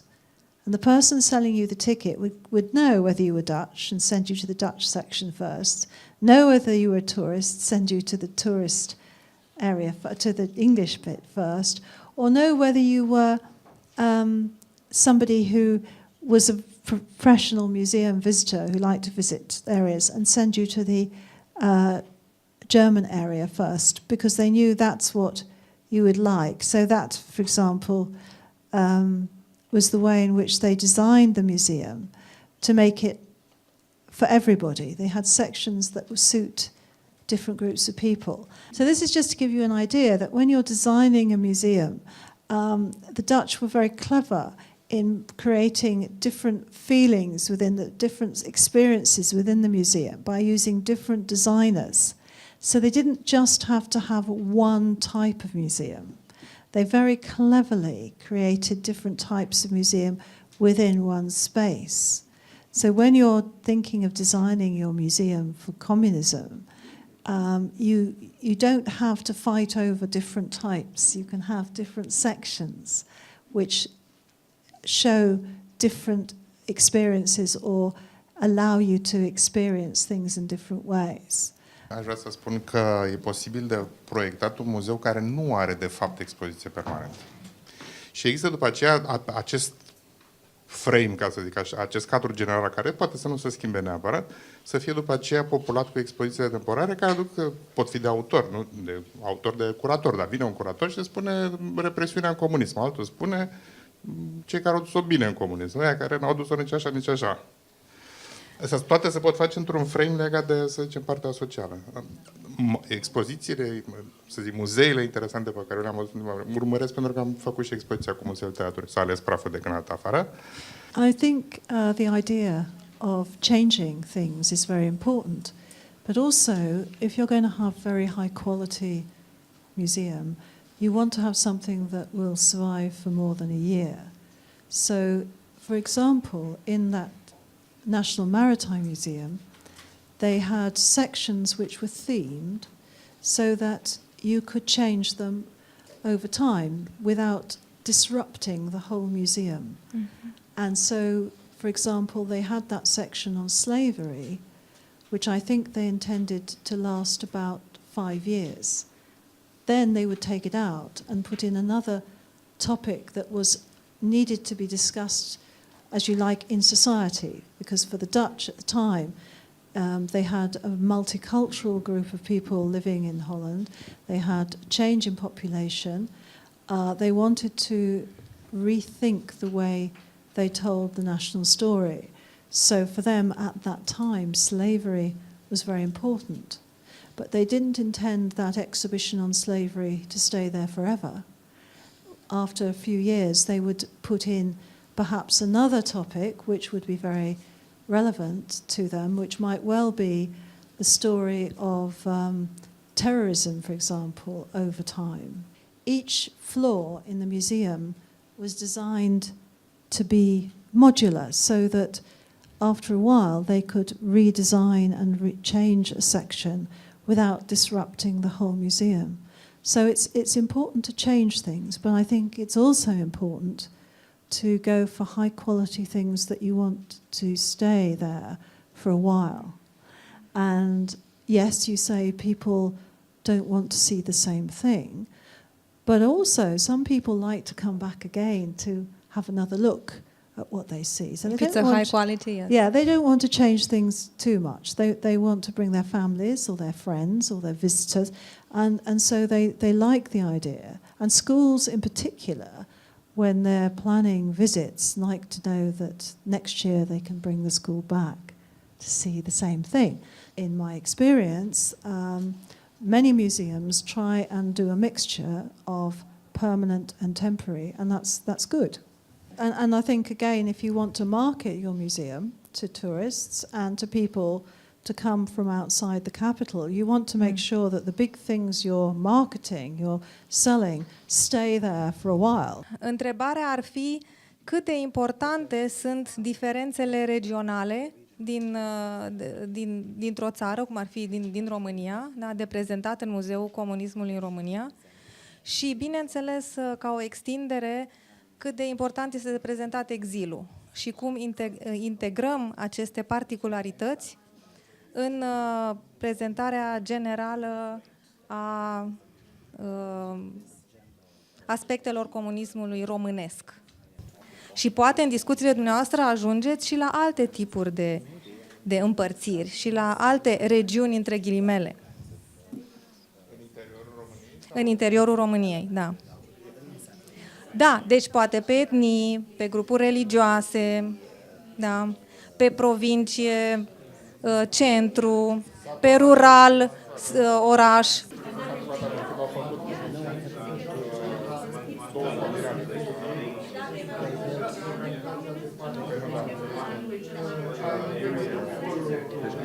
Noi am discutat și după ce am explicat oaspeților noștri am făcut așa un scurt curs de istoria României și am primit câteva întrebări care, de fapt, au canalizat discuția către săli pe problematici, pentru că ne-am dat seama că ar fi plictisitoare să înșirăm regiunile țării și să vedem că se identifică aceeași problemă și ar fi mai ok să prezentăm mai relevant, să prezentăm niște probleme și cum a reacționat fiecare regiune la problemele respective. Și am ajuns noi la niște spații dedicate colectivizării și reacțiile regiunilor țării la colectivizare, deportarea, care a fost nu numai din vestul țării, ci a fost și fluctuența populației din Moldova către minele de la Petroșani și din Valea Jiului. Și asta este un transfer de populație care poate fi asociat deportării, pentru că, cel puțin în anii 80, oamenii nu mai veneau de bunăvoie și mulți dintre ei plecau foarte repede. Și era o formă de muncă impusă. E adevărat că nu era ca cea de la Canal sau din anii 50, dar era tot o formă de pedeapsă. Așa. Rezistența, iar ar fi o problemă la care ne putem raporta în funcție de regiuni și cumva am realizat că regiunile care sunt învecinate munților Carpați au avut aproape aceeași reacție, pentru că acolo oamenii mult mai repede au luat arma în mână și au luptat și atunci vom avea și Bihorul luptând, dar și Vrancea. Și ambele regiuni se vor putea regăsi în sala rezistenței. Și vis-a-vis de exil, am primit mai multe întrebări și a trebuit să discutăm mai mult. și am realizat că este foarte greu să vedem această problemă în muzeu. Și cumva simt că asta este în primul rând vina noastră a istoricilor, pentru că încă nu am adunat toate datele posibile. Și am primit de la musafirii noștri întrebări legate de... Am explicat că de fapt Partidul Comunist a reușit prin securitate și prin agenții ei să infiltreze exilul și să-l deturneze de la scopul lui de a rezista comunismului din țară. Și atunci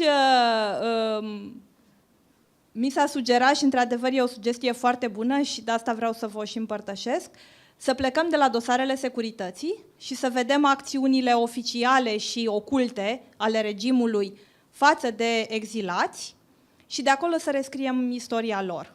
Și cumva putem să avem o sală a acțiunilor de deturnare a exilului. Asta poate să fie un punct de plecare. Asta cumva este sugestia noastră vis-a-vis de ce am fost întrebați. În materie de cum să tratăm diferențele regionale, am ajuns cu toții la concluzia că cel mai bine ar fi ca acestea să fie integrate în alte problematici.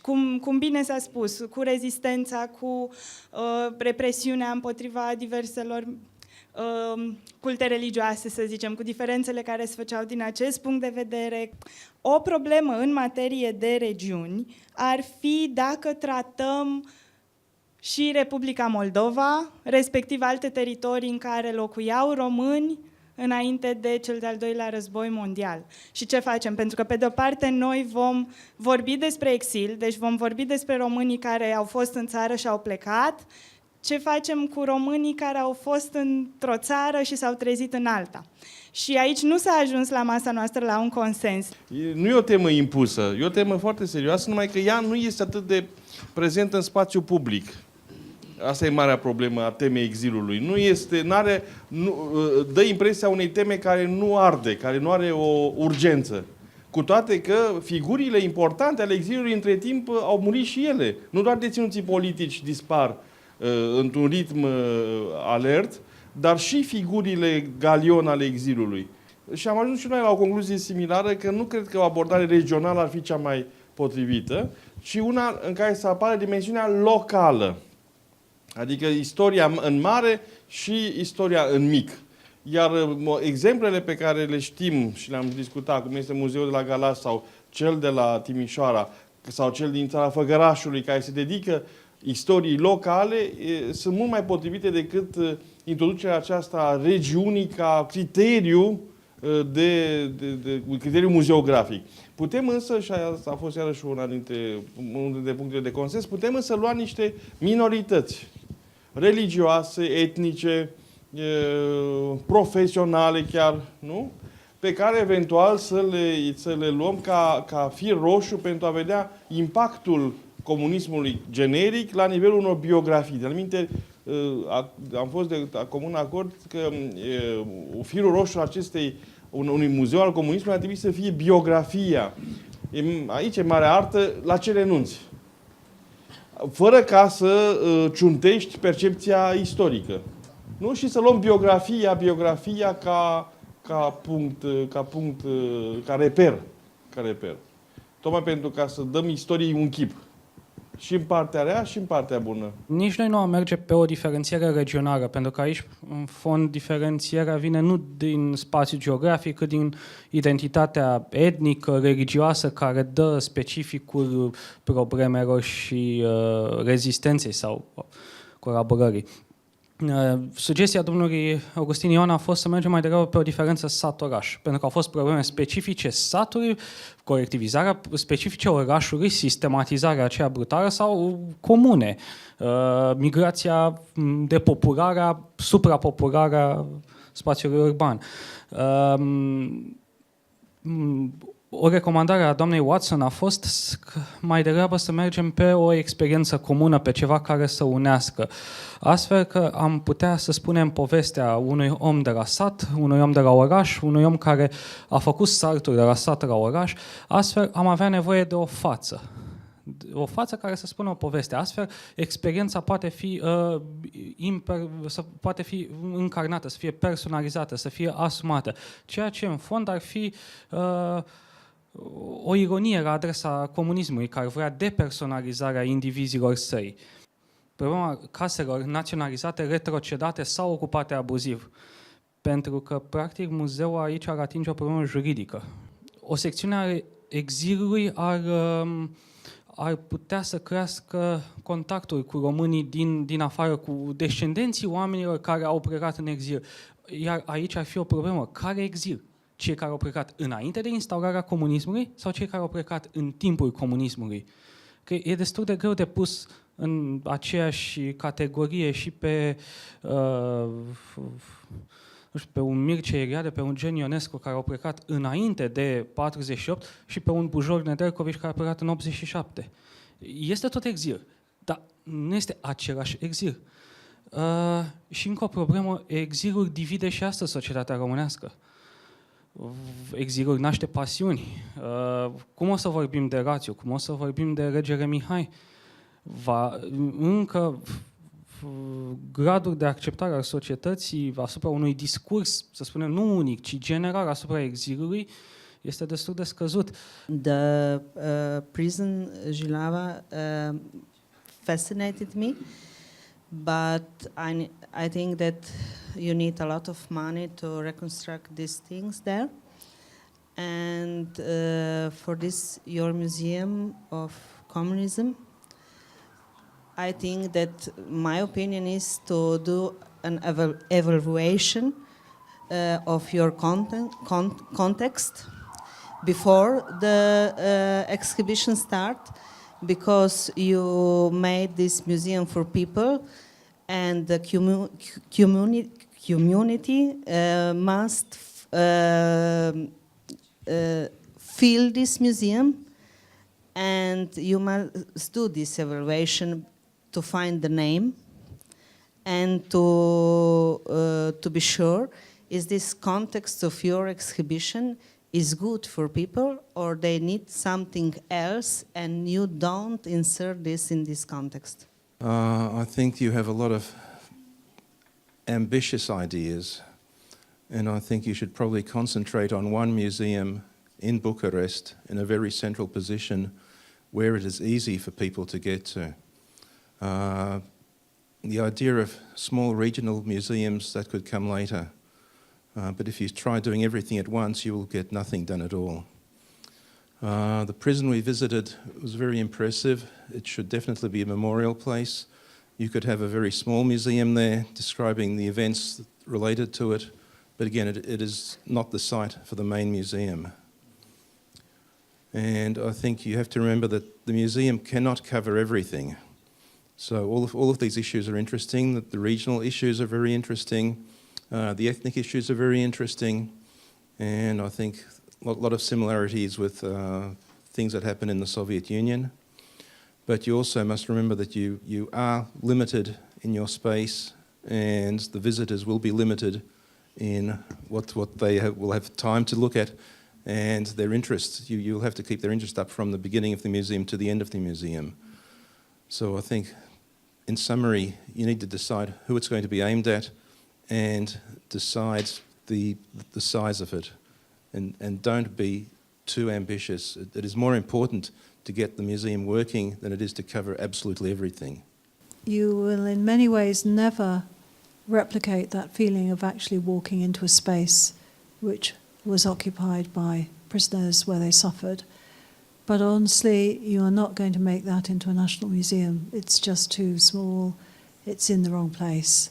So I agree. Focus on a museum somewhere in Bucharest. And one of the things that struck me very much was that this is a very complicated story. And often people understandably get very caught up in how to get all the complicated bits in and what to do. I wouldn't worry too much about that. If you get a designer in, the designer's role is to help you do that. The key thing for you, I think, if I were to give you one piece of advice, is to work out the big story, the main story you want to tell, and then work out how the other bits get fitted in. As we said, you don't need to do it all. There can be layers. If you want to have as part of the museum a digital forum for discussion, or if you want to produce materials that show regional differences, those can all be part of the overall scheme. But within the main museum, you just need to decide what are the big stories you want to tell with the overarching narrative, looking after those. So thank you very much. I really enjoyed this, and thank you very much for inviting me. Yes, I was in prison too. I didn't see prison like this earlier. I was in prison, but not in like this, as a prison from us in 19th or earlier century. Yes, yeah, thank you very much.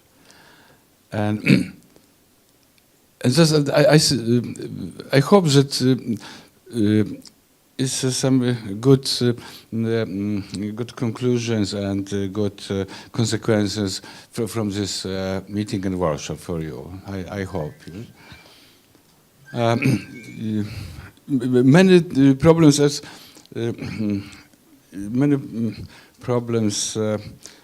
are particular, are yours problem. For example, the problem of exile is not common problem. There's another problem in history, Polish history, in Romania, and another. But now there's a problem how to show this communism, this period, how to show, what to show, the problem from now, what things. It is a museum of war or part of war or struggle. The problem is simpler: guns, tanks. You mean what objects? Objects, yes. What to show and how to show. From our experiences, I can say, be careful with using newest technological possibilities. You know, don't make discotheque. Of course, lights, lasers. And I wish you very well. Thank you very much.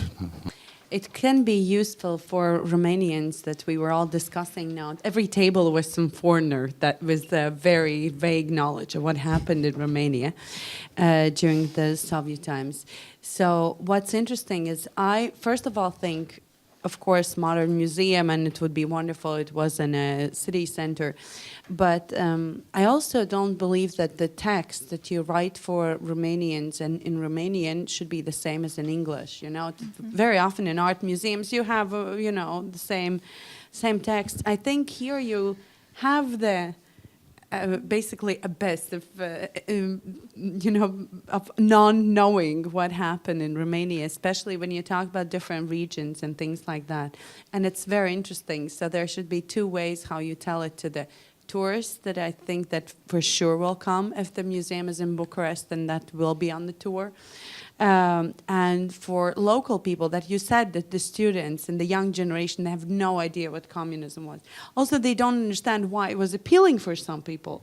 We always talk about this horrifying regime and persecution. There were a certain percent of people that they believed in it, they wanted it, you know, that they fought for it, and so that's another angle. Thank you very much for the invitation and also for the organization, which isn't easy, as I know. So that was a great opportunity for me to be here and to meet quite a lot of interesting people. Concerning Jilava today, I would like to underline what Mr. Nagels and what Ms. Watson said before. So you have to make this decision if you want to have, first of all, a memorial prison, or would like to have a museum of communism, because I think too that Jilava is definitely too strong to show the whole history of communism, because it will focus too much on this extreme side of repression. But I'm very happy to see such a lot of initiatives coming here from Romania, from different parts of the country. I mean, it's obvious that you don't have the same opinion in every question, but it is important to have a lot of people, because I think it will be still a long way to get the museum. You have to convince the politicians, the media. You have to work in the society. You have to get the financial part right. So it will be a long way. So it's good to see that a lot of people are working on this topic. And as we are coming, the guests are coming from international organizations, museums, universities. I mean, we have some influence in the politics of our countries, but also on the European level, and we should support this idea of a museum of communism in Romania wherever we can. So thank you.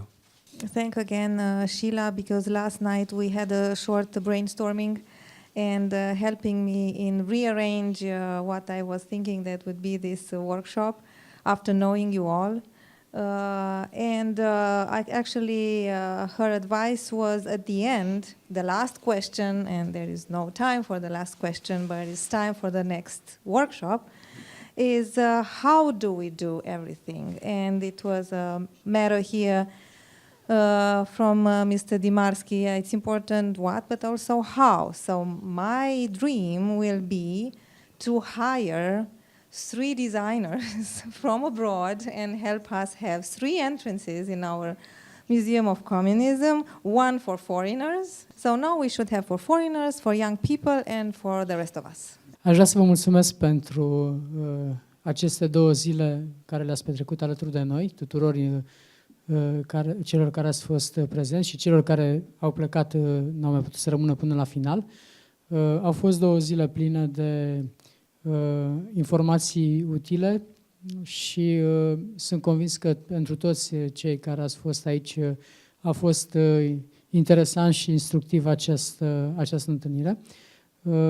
Pornind de la ceea ce am văzut și am auzit în aceste 2 zile, am și luat împreună cu conducerea Institutului, am luat decizia de a continua astfel de demersuri și în special pentru acei participanți din țară pe care am vrea să-i păstrăm împreună într-o rețea al instituțiilor care se vor dezvolta de acum înainte, să organizăm evenimente similare sau parțial, aplicate în funcție de specificitățile fiecărui proiect și în alte localități.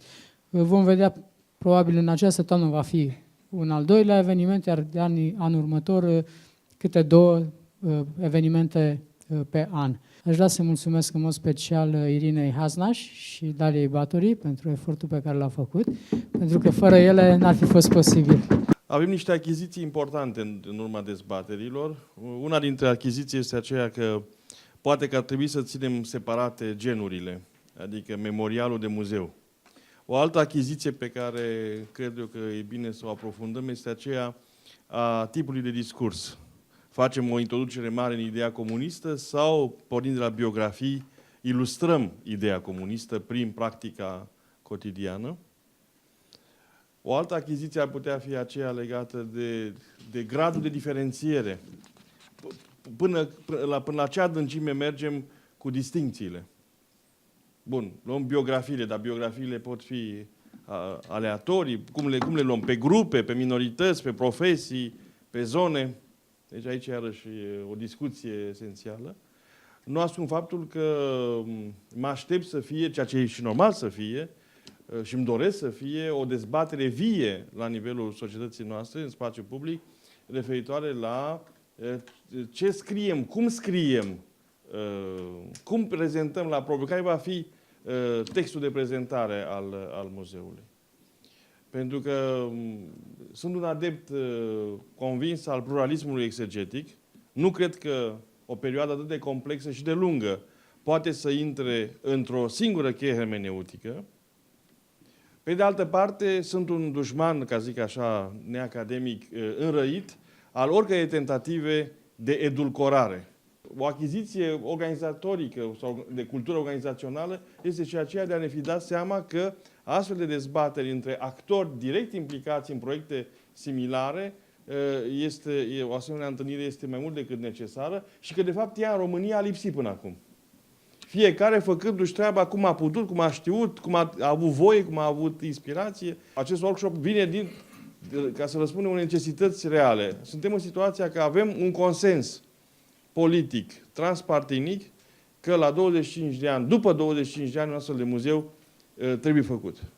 Avem nevoie de un concept pe cât de coerent, pe atât de racordat la proiecte similare din spațiul ex-comunist, dar care în același timp să țină cont de specificul istoriei comunismului în România, dar mai cu seamă de specificul publicului românesc.